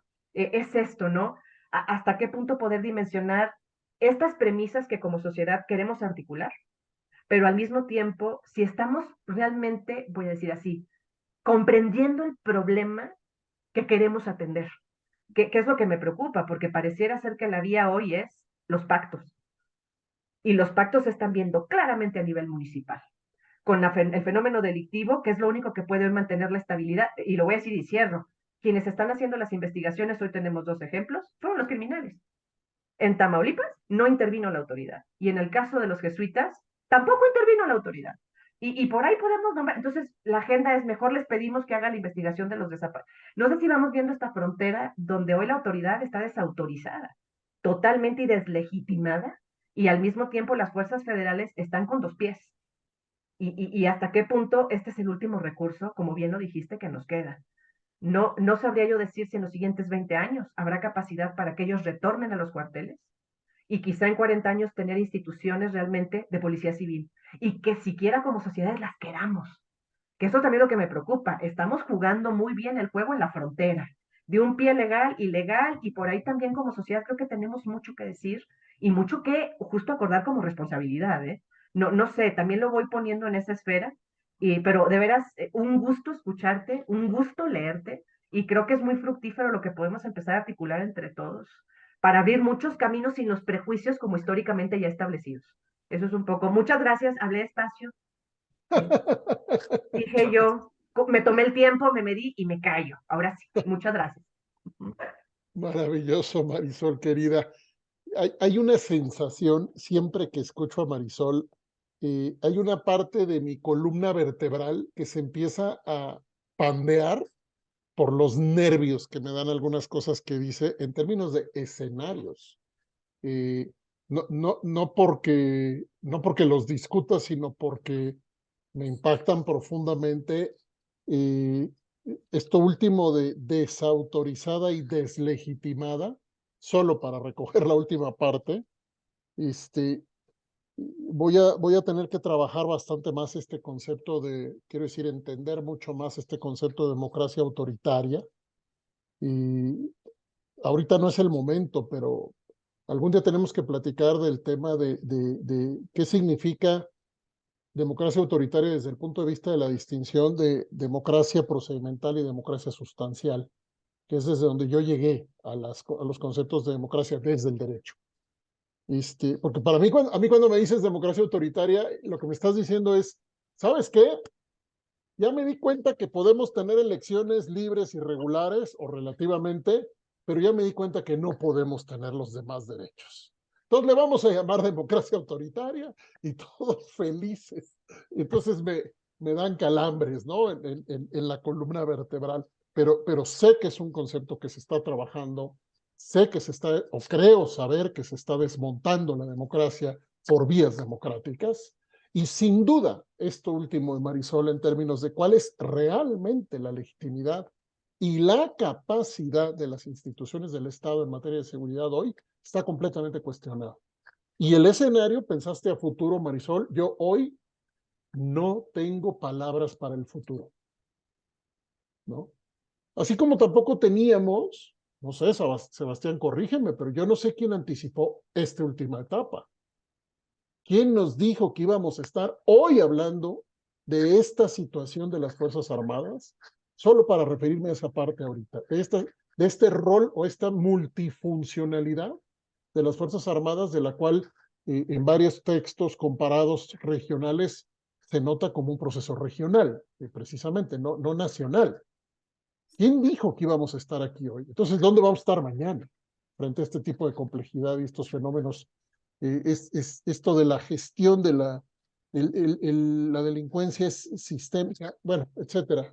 Sí me provoca también muchas preguntas, Marisol, muchos Si me permite, porque temas. creo que es importante tener Claro, claridad y un ligero optimismo en esta conversación. Yo creo que el futuro sí es predecible en cuanto a que los próximos 10 años la conversación que se va a tener ahora, fundamentalmente la que tenemos además la ciudadanía que exigir pues en este tipo de trabajos también es, en lugar de pensar en militarizar a las policías, que fue lo que ha pasado todo este tiempo, cómo vamos a policializar, digamos, a los militares, al ejército, ¿no? Y ese es un proceso que no tiene pierde. Estoy en desacuerdo, estoy de acuerdo con la mayoría de las cosas que dice Marcelo, pero estoy en desacuerdo con que esas son preguntas que nos tenemos que poner ahora. Me refiero a cuando dices que hay una, digamos, desilusión de los pactos y que no hay control estatal. Hoy en día, jurisdicciones que, digamos, que pierden la noción del Estado de Derecho y problemas en la economía, creo que a lo largo de toda la trayectoria que estábamos discutiendo desde entonces, esos son los problemas, porque no existía un Estado de Derecho, no existía una democracia, no existía ninguna de estas cosas,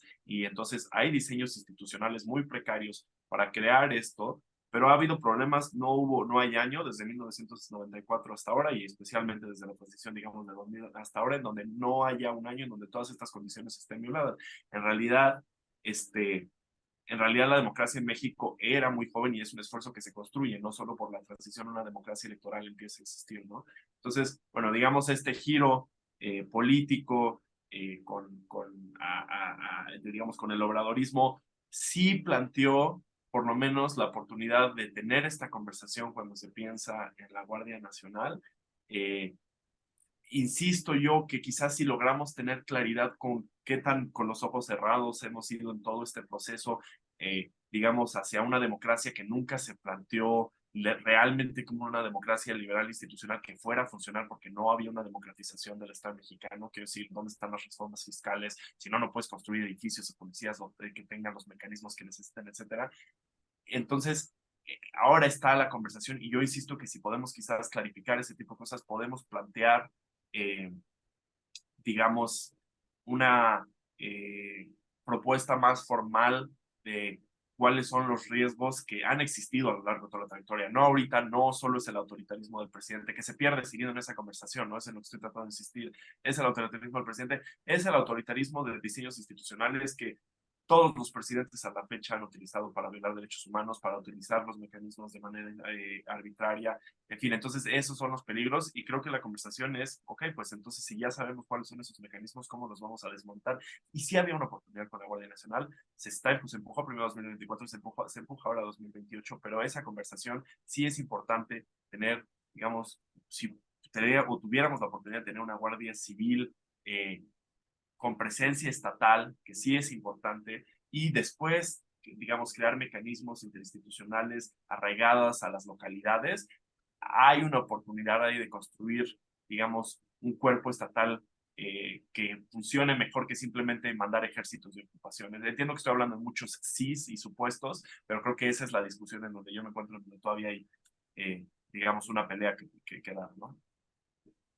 antes de pasar con Paulina, vamos a escuchar a Paulina. Yo solamente te pregunto, Sebastián, conversación, ¿quién con quién? No ahorita, no me contestes ahorita porque queremos escuchar a Paulina, pero sí regresemos más tarde. Y específicamente yo te pregunto y abro la pregunta de cuándo están conversando con quién las Fuerzas Armadas de su ruta.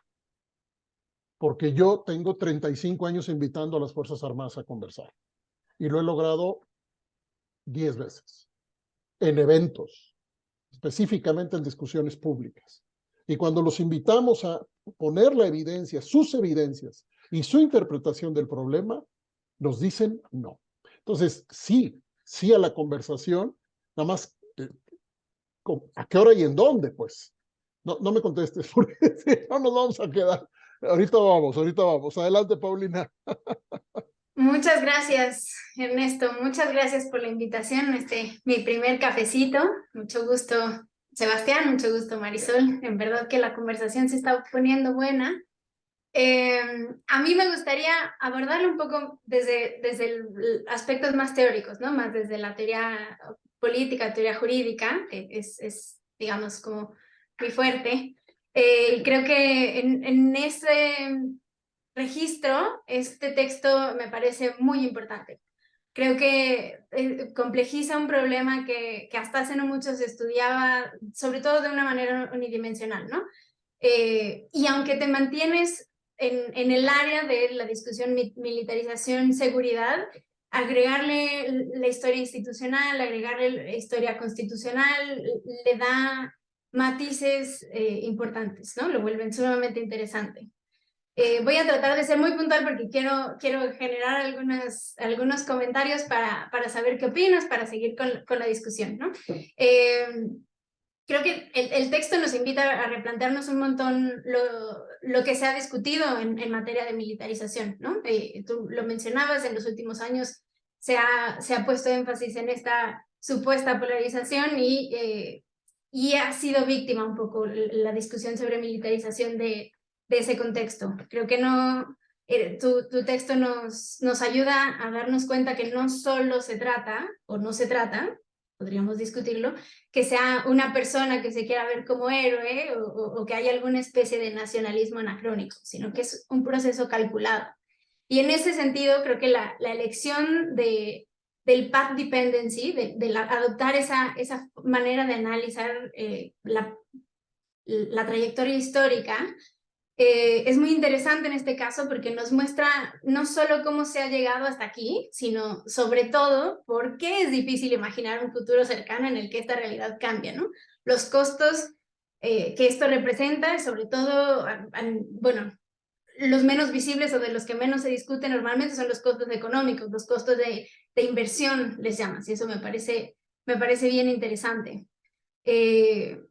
Creo, digo, hay algunas cosas que quería resaltar de la parte histórica, pero ahora en tu intervención tú lo hiciste muy bien, la subrayaste, pero quizás sí me gustaría recalcar que marcar como origen de esta tendencia, de esta trayectoria 1994, como la ampliación e institucionalización de la política militar a nivel nacional es sumamente útil, ¿no? Para acercarnos a este problema desde diferentes disciplinas, diferentes perspectivas, ¿no? No solamente se trata de este cuestionamiento, y es lo que normalmente pensamos, ¿no? Cuando piensas en el levantamiento zapatista, el cuestionamiento a la legitimidad del Estado, pero también subraya cuestiones económicas, ¿no? Y en eso eres bien enfático en el texto y me parece importantísimo. Creo que demuestra lo que en muchos espacios y por mucho tiempo se consideró como una exageración o a veces hasta como teoría conspirativa, que es que la adopción de instituciones democráticas en nuestra región, no solamente en México, vino acompañada de presiones económicas y de seguridad de parte de Estados Unidos, ¿no? Y esta relación además nos puede dar herramientas para cuestionarnos si efectivamente esa llamada cooperación fue beneficiosa o no, ya podemos decir a largo plazo, ¿no? Te agradezco mucho que en la presentación hayas hecho algunos comentarios del 2018 en adelante. Me quedé como con esa curiosidad de cómo hubiera sido tu análisis. Y bueno, me gustaría hacer 4 comentarios como para incentivar la discusión y también saber qué opinas, ¿no? Yo creo que podría ser interesante para entender un poco mejor el fenómeno de militarización y sobre todo la institucionalización de la militarización, comparar la realidad mexicana, la interacción entre instituciones estatales, no solo con los países que tienen regímenes democráticos de acceso abierto, como lo haces en el texto, sino también con otras realidades en las que se está formando la estatalidad, ¿no? O sea, que se está buscando construir o modificar instituciones. Yo creo que eso puede cambiar también la idea de que antes de la alternancia no se crearon instituciones sólidas porque los acuerdos fueron basados en rentas y prebendas, como de alguna manera lo compartes en el texto. Hay, por ejemplo, en la literatura sobre la formación de nuevos estados, autores, autoras que subrayan la existencia de burocracias patrimoniales en las que los incentivos materiales son los que hacen funcionar a las instituciones y los que institucionalizan cosas que normalmente desde un punto de vista muy jurídico, muy estático, digamos, impersonal, tal, tendemos a considerar como no instituciones, pero lo son de alguna manera, ¿no? Son instituciones personales, pero no de tipo carismático, como atendiendo un poco a las categorías weberianas. Y yo creo que el contraste con realidades de acceso abierto nos permite ver, o sea, sí, definitivamente la gran distancia que hay entre las democracias más antiguas y la nuestra, pero comparar con realidades que atraviesan fenómenos similares o con literatura que se concentra en estos nuevos estados podría ayudar mejor a entender cómo se están configurando, cómo no se han configurado, cómo podríamos modificarlas, ¿no? Y también ahora que te escuchaba me dio la impresión un poco que usar las herramientas de acceso libre limitado, libre limitado, perdón, no necesariamente toma en consideración estos factores extranacionales, como por ejemplo la influencia extranjera, ¿no? Otro punto que quería resaltar y sobre el que me gustaría escuchar qué opinas es esta idea de democracia, ¿no? La parte teórica de tu presentación. En algún momento da la impresión que consideras como que lo que hizo falta para la democratización fue no solamente hacer como alternancia electoral, sino que también hubiera una presencia estatal legítima, ¿no? Casi como pensé que ibas a hablar y lo hablaste ahora en la presentación, pero en el texto me hizo un poquito de falta también la cuestión de desigualdades. Pero lo primero que me vino a la cabeza, como con esta idea central, es que el tema no es la falta o sea, que tu idea es que el tema no es una falta de democratización, sino falta de Estado, ¿no? Que se garantice esa particular forma de régimen político. No es que estés atacando que no sea una democracia como tal, sino que no existe el aparato institucional que haga que la democracia se lleve a cabo, ¿no? O sea efectiva.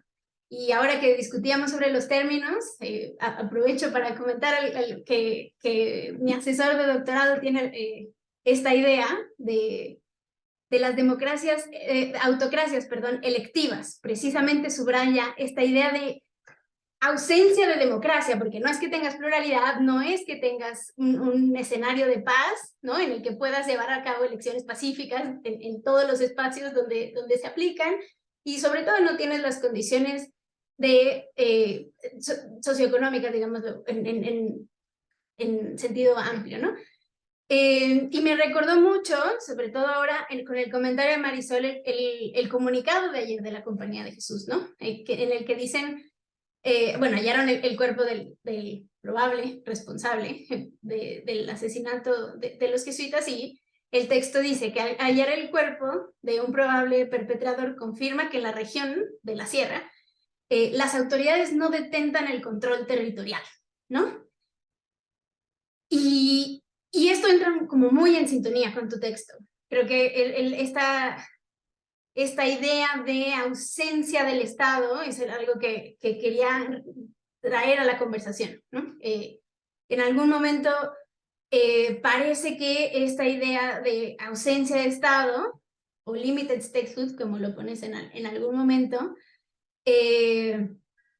no toma tanto, se centra en la agenda de seguridad, como se centran, como muestran los dos problemas que señalas al final del texto, pero parece que se está tomando como una visión de estrategia, ¿no? Como del Estado contra el narcotráfico o el Estado contra el crimen organizado, y no siempre, o no viene como tan en automático, que el hecho de que se necesiten otros tipos de presencia estatal, que no sean el uso de la fuerza, ¿no? O el monopolio del uso de la fuerza, para seguir con Weber, ¿no? Y un poco haciendo un poco espejo con el comentario de Marisol, desde la teoría jurídica yo quería plantear más o menos este problema de la ausencia no Estado, y la verdad es que muchas de las teorías críticas han subrayado que no es que en esas zonas sean lugares vacíos, ¿no?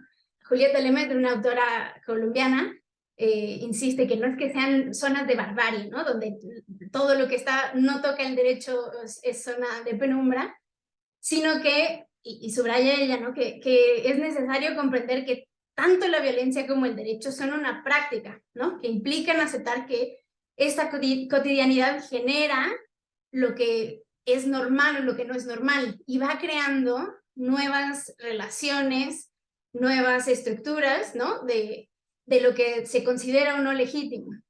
Y esto, o sea, la presencia, porque tampoco es que no estén en absoluto ausentes, ¿no? Están cuando cuando les interesa, digamos, cuando lo que quieren es solamente hacer acto de presencia, cuando las negociaciones entre los grupos de crimen organizado no funcionan, etcétera, ¿no? Incluso en el texto me parece fuertísimo que muestras o que subrayas cómo a veces la presencia estatal fue provocada, fue originada, ¿no? Por los mismos cárteles para evidenciar su capacidad de fuego. Creo que, o sea, ¿cómo decirlo? No es que no esté el Estado, no es que no esté el derecho, sino que conviven con otras estructuras que tenemos que aprender a leer más allá de la ausencia, ¿no? Verlo como ausencia, verlo como una parte que tiene una frontera entre lo que está dentro del Estado de Derecho y lo que no, nos puede dar, digamos, como un mapa cartográfico, pero no, cartesiano, perdón, pero no nos ayuda a entender como algunos matices. Y por último te quería hacer 2 observaciones, dudas sobre el título, ¿no? La democracia y la militarización como 2 caras de la misma moneda. Me gustaría que explicaras un poquito más, como por qué escogiste esta metáfora, ¿no? La imagen parece indicar que se implican recíprocamente la democracia y la militarización, y me hace falta ahí ver una parte de la explicación para no solo considerarles como procesos que se desarrollaron de manera simultánea o paralela, ¿no? O incluso podríamos decir, como también ya lo mencionaba un poco de paso Marisol, ¿no? Desde la Operación Cóndor, desde antes de la alternancia ya teníamos un proceso de militarización, quizá no nacionalizado, que esa es la gran aportación de tu texto, pero, o sea, ¿qué es lo que hace que uno, o sea, la imagen transmite que uno deriva del otro y nos explica uno sin el otro? Y me gustaría saber un poco más cómo fue que escogiste esta metáfora, ¿no? Y el último comentario es más político que académico, ¿no? En discusiones como esta, un texto en el que nos hace ver la dura realidad en el que la democracia no pacificó, ¿no? Al territorio nacional, la alternancia, la adopción de elecciones, etcétera, ¿no? La autocracia electiva, a veces podría ser usado, de pronto podría ser usado para debilitar aún más la convicción de que la democracia es un régimen político deseable o incluso idóneo, ¿no? Y cada vez es menos infrecuente y menos silenciado en el espacio público, ¿no? Que hay alternativas que defienden eso, ¿no? Que leyendo tu texto dirían, pues entonces vamos a liberarnos de la democracia y vamos a adoptar otra forma de gobierno mucho más eficaz, ¿no? Creo que es importante que lo tengamos en mente, ¿no? Digo, de nuevo, es en otro registro que estoy haciendo este comentario, es mucho más asumiendo que quienes estamos en esta conversación queremos solucionar el tema, queremos impulsar para que haya una mayor democracia, ¿no? Pero, o sea, creo que es importante, sobre todo con lo que ha pasado en las últimas semanas, tener en cuenta que en muchos casos se ha hecho uso del discurso de los derechos y de la democracia para manipularlos de manera antidemocrática y antiderechos. Y con eso me quedo. Bueno, pues también intensas las provocaciones. Sebastián, ¿te dejamos responder?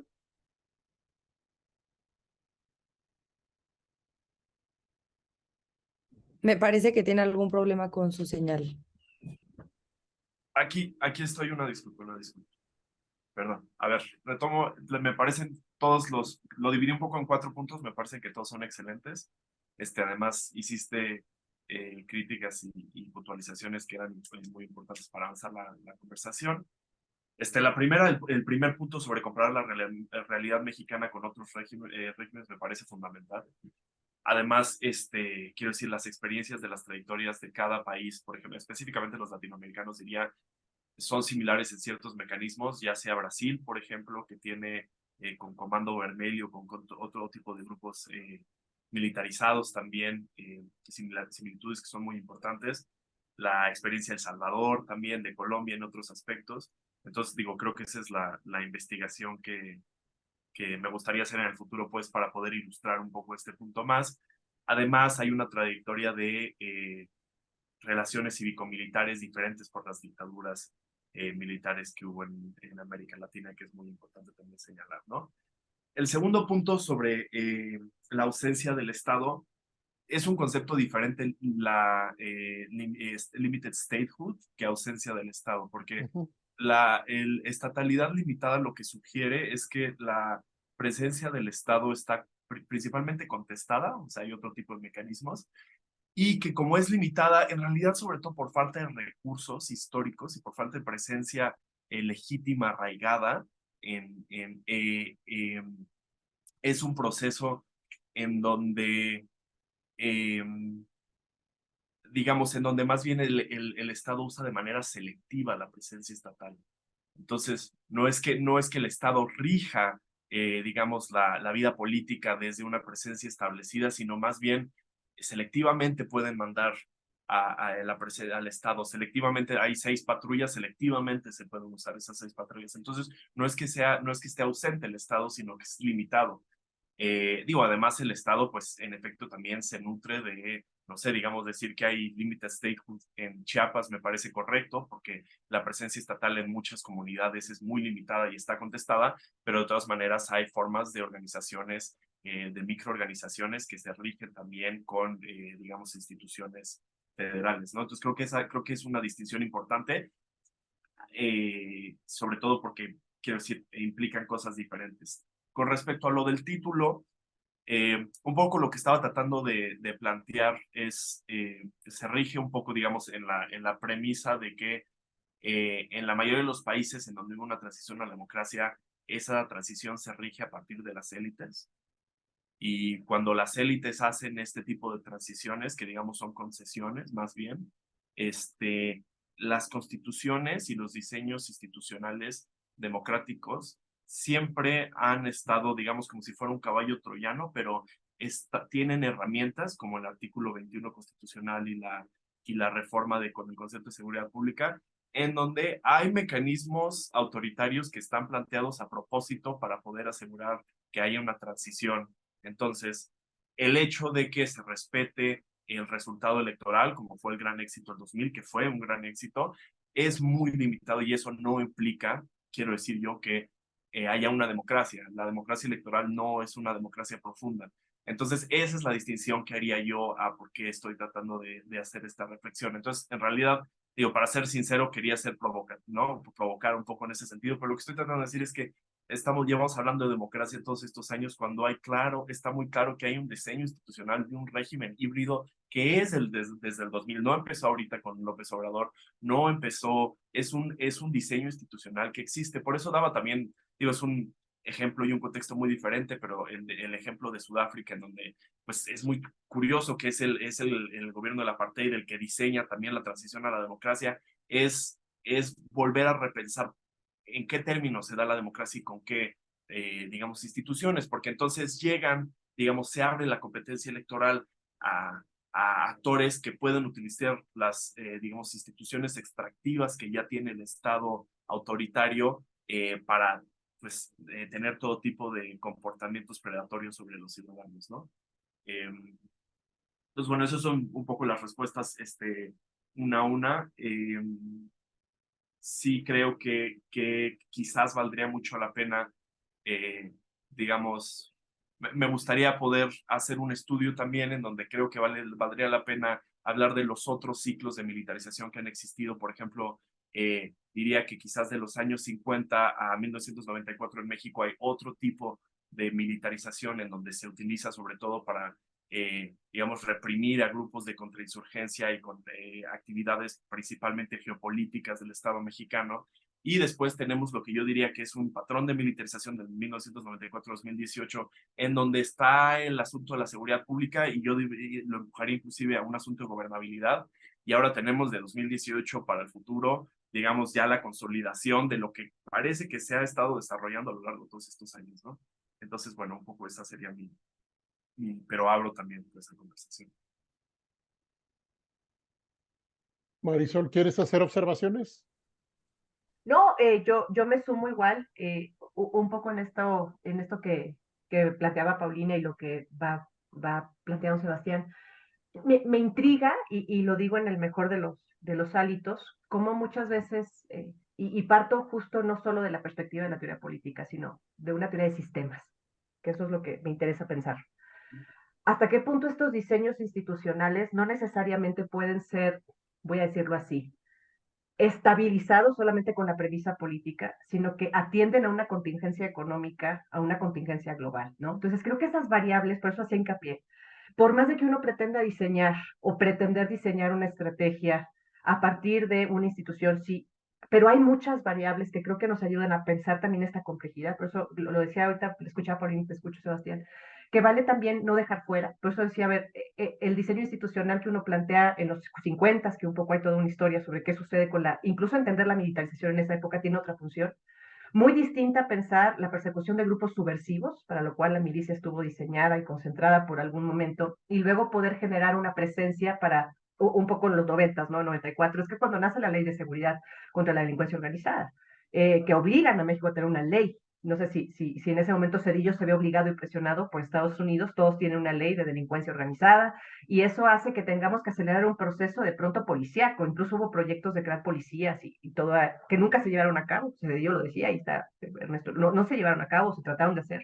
Y yo lo iba pensando por estas nuevas formas en las cuales estas variables también están condicionando hasta qué punto las propias lógicas de diseño institucional todavía pretenden consolidar alguna visión de alto aliento cuando en efecto los principios que están generando estas inestabilidades no están siendo contempladas. Es un poco el punto, ¿no? Lo decía ahorita que escuchaba, que creo que también es muy sugerente ir pensando en estas nuevas formas de acoplamientos y desacoplamientos estructurales, en términos de lo que decías, hoy el derecho está limitado. Y hasta qué punto la criminalidad y el derecho convergen. Que la autoridad no funcione también es una convergencia de desinstitucionalizar la institución. No sé si voy por ahí. Es por eso que esa frontera que me gusta pensar, me gusta decir, el siglo XXI solo se piensa en la contradicción. ¿Cómo entrarle a pensar en la contradicción? En esa zona gris que realmente yo sé que es muy frustrante a veces, ¿no? Tener que, y voy a decir, desargumentar las conceptualizaciones que tenemos pensadas y un poco abrir como estos márgenes en esa complejidad y en esa, voy a decir así, y en esa inestabilidad. Creo que es un reto muy importante y muy sugerente. Eso es un poco la anotación que me hacen pensar ahorita, escuchándote, Paulina y Sebastián, como un poco irlo pensando ahí, antes de solucionar, como entrar ahí, ¿no? Porque muchas veces por ordenar nos ordenamos más, ¿no? Y la premura a veces también nos quieran o no, a veces nos detona a imponer cierta cuestión que se nos escapa y desordena, y quizá darle ese aliento un poco más amplio al espectro de la observación, nos ayudaría un poco también a adentrarnos a estas zonas tan complejas que son grises, ¿no?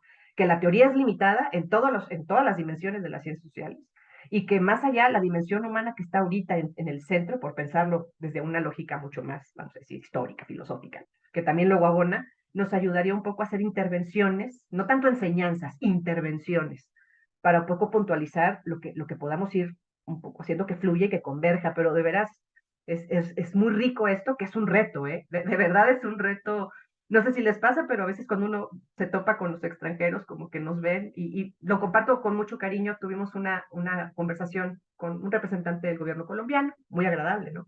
Y decía que su agenda, la agenda que se pretende, al menos en este gobierno, era sentarse con los criminales. Era entrar sentarse con ellos, no hay más. Han llegado a experimentar todos los modelos, y obviamente cuando lo dice públicamente nuestro lado fue, ¿cómo? Si esto es, lo que usted está diciendo es, exorcícenlo, ¿no? Pero dijo algo muy convincente. Su noción de paz, su trayecto a una visión de democracia y seguridad ciudadana, que no es la seguridad del Estado, sino la seguridad para el ciudadano, que ha sido toda una complejidad, porque aquí la seguridad es para la autoridad, pero no es para el ciudadano. Creo que es un margen de partida que se me hizo interesantísimo, como ustedes se los platico, ¿no? Porque fue una situación muy compleja cuando uno escucha eso, y obviamente había un público pues voy a decirlo así, muy sorprendido. Usted está, porque rapidito entendemos negociación, ¿no? Es pactar, como en estas historias que nos han trascendido desde hace tiempo, no es desde ahorita, es siglo XX, diría finales del XIX. Y cuando uno va escuchando estas experiencias ahora en Colombia que van para allá, no quiero decir que sea el ejemplo, no, pero es interesantísimo escuchar sus experiencias y decir, ¿por qué estamos planteando esto ahora? ¿Por qué El Salvador está planteando lo que está planteando? Y hay toda una historia de contexto espacio-tiempo que también no justificamos o no, pero es bueno observar también toda esta lógica en la cual hay algo que impera, en la cual el derecho humano se entiende de otro modo, en la cual la justicia se resarce de otra manera. Es decir, creo que es muy interesante ahorita lo que nos vamos sugiriendo, leyéndonos, ahora sí comentándonos, pero de veras, yo me callo con estos comentarios, interesantísimo, de veras, es de veras todo un gusto poder escucharlos y estar aquí departiendo, de veras, vale mucho la pena. Gracias y me callo ahora. Si ves que hablo más despacio ya. Eso que ni qué, ¿eh? Sí lo has logrado. A ver, paréntesis rápido. Recomiendo muchísimo el podcast que se llama A Fondo con María Jimena, perdónenme, Duzán. A Fondo con María Jimena Duzán. Están haciendo una fotografía, no sé desde hace cuánto, yo llegué hace poquito a oírlo, una fotografía interesantísima de lo que está pasando hoy en Colombia. Es un podcast colombiano. Y en concreto, sugiero muchísimo mirar el episodio que habla de las discusiones en torno a la ley de sometimiento de las pandillas, de las bandas. Ley de sometimiento de las bandas criminales, más o menos ese es el nombre. Nos abre discusiones extraordinarias respecto a cuáles deberían ser o pueden ser los alcances de las conversaciones con dos tipos de actores. Actores que tienen agenda política, actores armados con agenda política, actores privados armados con agenda política, y actores delictivos, delincuencia organizada. Y Colombia está discutiendo, entre otras cosas, con quién sí hablar y con quién no hablar. Y están en ese momento, están en un momento, y a esa discusión se suman herramientas del derecho penal que permitirían hacer procesos de enjuiciamiento de redes de macrocriminalidad. Enjuiciamiento de redes de macrocriminalidad en procesos penales que tienen características diferentes a los que estamos acostumbrados en América Latina, porque son procesos penales que permiten haber múltiples causas para hacer un juicio que ataque fenómenos, como lo propone la justicia transicional. Fenómenos más que delitos de a uno y responsabilidades de a una, como ya lo hace la justicia transicional, lo empieza a hacer la justicia transicional en Colombia. Cierro paréntesis. Bueno, a ver, solamente dejo registrado que a mí cuando me hablan de ausencia, yo siempre pienso que eso que decimos ausencia tiene una decisión atrás. Aquí en la casa, cuando tuvimos una crisis porque yo estaba ausente, yo le dije a mi esposa, pues estoy trabajando, y mi esposa me dijo, sí, pero estás decidiendo no estar aquí. Y no es broma, esa fue una crisis de veras. Yo pasé 6 años en viajes sin parar, estaba yo la mitad del año en Europa, en América Latina, etcétera, y entonces, no estás, pero no estás porque has tomado una decisión. Estoy un poco caricaturizando. Yo sí le estoy interpelando a las y los colegas cuando hablan de ausencia del Estado, les estoy preguntando qué quieren decir con mucha precisión con eso, para saber si en su imaginario la ausencia del Estado implica que no hay responsabilidad del Estado en un lugar concreto donde pasan ciertas cosas. A mí no me gusta el término ausencia porque a mí me nubla, y entonces yo necesito el trasfondo del concepto, quien lo use, que me explique qué quiere decir con ausencia del Estado en términos de qué responsabilidades tiene el Estado en lo que está pasando en un lugar específico y determinado donde alguien dice el Estado no está. Yo creo que está de muchas formas, y que parte de estar es una decisión política de no estar. Es decir, eso que podríamos decir ausencia es en sí mismo una decisión. Entonces, estatalidad limitada me parece muchísimo más afortunado en términos de los mecanismos de regulación de la presencia o de grados prioridades, jerarquías, inversiones, desinversiones al paso del tiempo. Yo dejo una pregunta, que no es para ahorita, se nos está acabando el tiempo, pero la dejo. ¿Cuál es el proyecto político de los partidos políticos de cara a lo que se ha hablado aquí hoy? A mí me gustaría preguntarle a los liderazgos de los partidos políticos, estado por estado, cuál es su proyecto político frente a, por ejemplo, la estatalidad limitada. Y de cara específicamente a las violencias. Porque lo que a veces sí me quita el sueño es que yo no veo proyecto político de cara a las violencias. O cuando menos un proyecto político que tenga que ver con el mandato de lo que entenderíamos como legitimidad. O sea, cómo un partido político construye un proyecto de gobierno que pacifique. ¿Cómo? No lo veo, ¿eh? Y sí veo que cualquiera puede levantar la mano y usar el recurso conocido de la mano dura sin costos. O sea, no hay nadie que le diga, a ver, no nos digas eso otra vez. No vengas a decirnos que hay que hacer la pena de muerte o que hay que cortarle las manos a los ladrones y esas cosas. Sale alguien, levanta la mano, va a los medios de comunicación lo entrevistan, dice algo así y se acabó la conversación. O sea, se puede transitar por el espacio público diciendo algo así sin que nadie levante la mano y diga, no, a ver, ya, dejemos de jugar.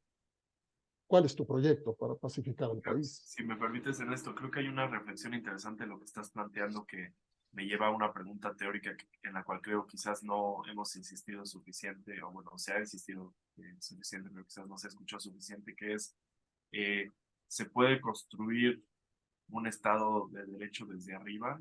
Y a eso me refiero a, quiero decir, con ejércitos de ocupación. Digamos que hay estatalidad limitada en ciertos lugares en el país y uno manda al ejército que va a estar solo por unas semanas o por un mes y se va. Si no está arraigada en la localidad, si no está construido a través de entendimientos dentro de específicos, ¿no? Si no se cuida, quiero decir, con instituciones. Y para eso me refiero a edificios en donde la gente pueda ir a reclamar por sus derechos. ¿Puedes tú construir un Estado? Yo creo que no, ¿no? Y creo que esa es un poco la pregunta que cuando tenemos conversaciones mucho sobre seguridad pública, se nos olvida que la seguridad pública en muchos casos, en este caso también es la presencia del Estado, porque como no hay policías, como se abandonan las policías y no hay inversión en policías, tú estás perdiendo todo el artífice social que implicaría eso, ¿no?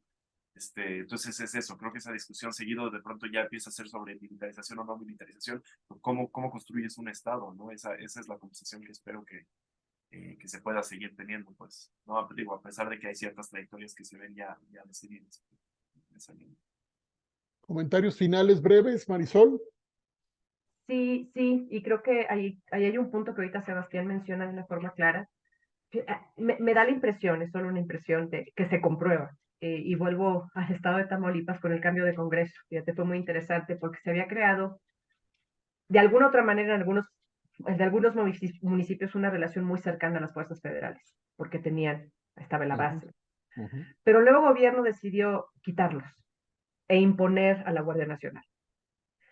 Y eso generó un quiebre en la rutina de familiaridad que se empezaba a dar de confianza de ciertos lugares con ellos, donde había una confianza de poder decir, oye, ahí está Ernesto, le tocó la puerta, tengo un problema, sí puedo hacer una denuncia anónima con ese militar, con el capitán que está a cargo de la zona.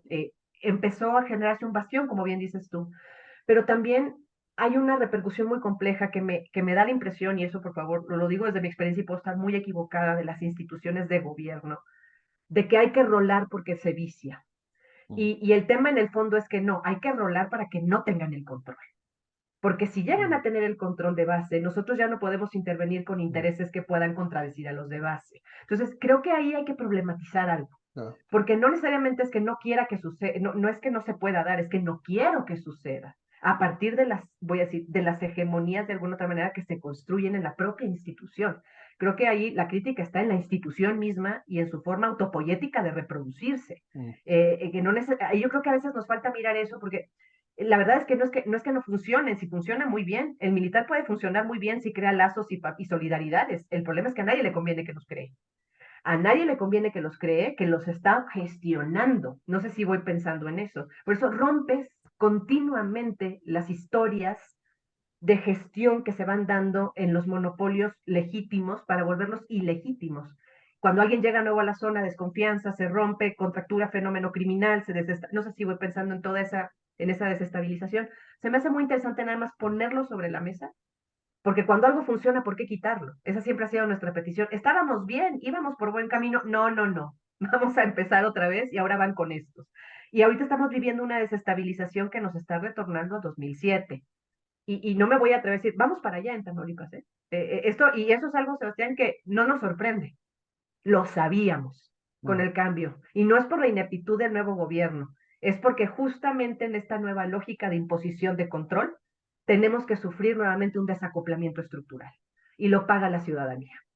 Desgraciadamente, la factura más grave es ahí. Pero un poco lo quería poner también para pensar y con eso cierro. Muchas gracias. Bueno, se nos acabó el tiempo.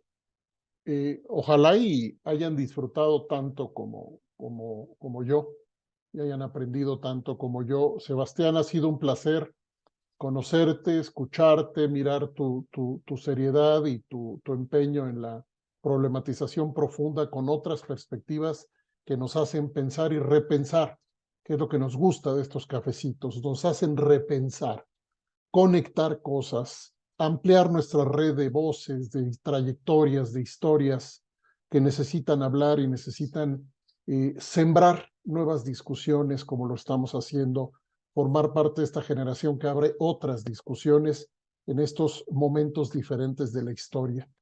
Gracias, Marisol, gracias, Paulina, gracias, Ana Guzmán, gracias, Roxana Chávez, por ayudarnos a esta sesión. Gracias, Miroslava y Paola, por acompañarnos. Un anuncio antes de irnos. Los días 26 y 27 de abril, la Ibero Ciudad de México será la sede de la Cátedra José Ramón Cosío. Y el día 26, que es miércoles 26 de abril, todo el día estaremos hablando de la militarización. A las 9 de la mañana inauguramos, viene la conferencia inaugural de José Ramón Cosío, la conferencia magistral, perdón. A las 11 de la mañana vamos a tener una discusión sobre la Constitución y la militarización, con personas muy especializadas en las discusiones actuales sobre los problemas de constitucionalidad en la forma como está funcionando hoy las Fuerzas Armadas, particularmente con el acuerdo militarista del presidente en el centro de la mesa. Y por la tarde, a las 4 de la tarde, tenemos otra mesa que creo que no tiene muchos precedentes.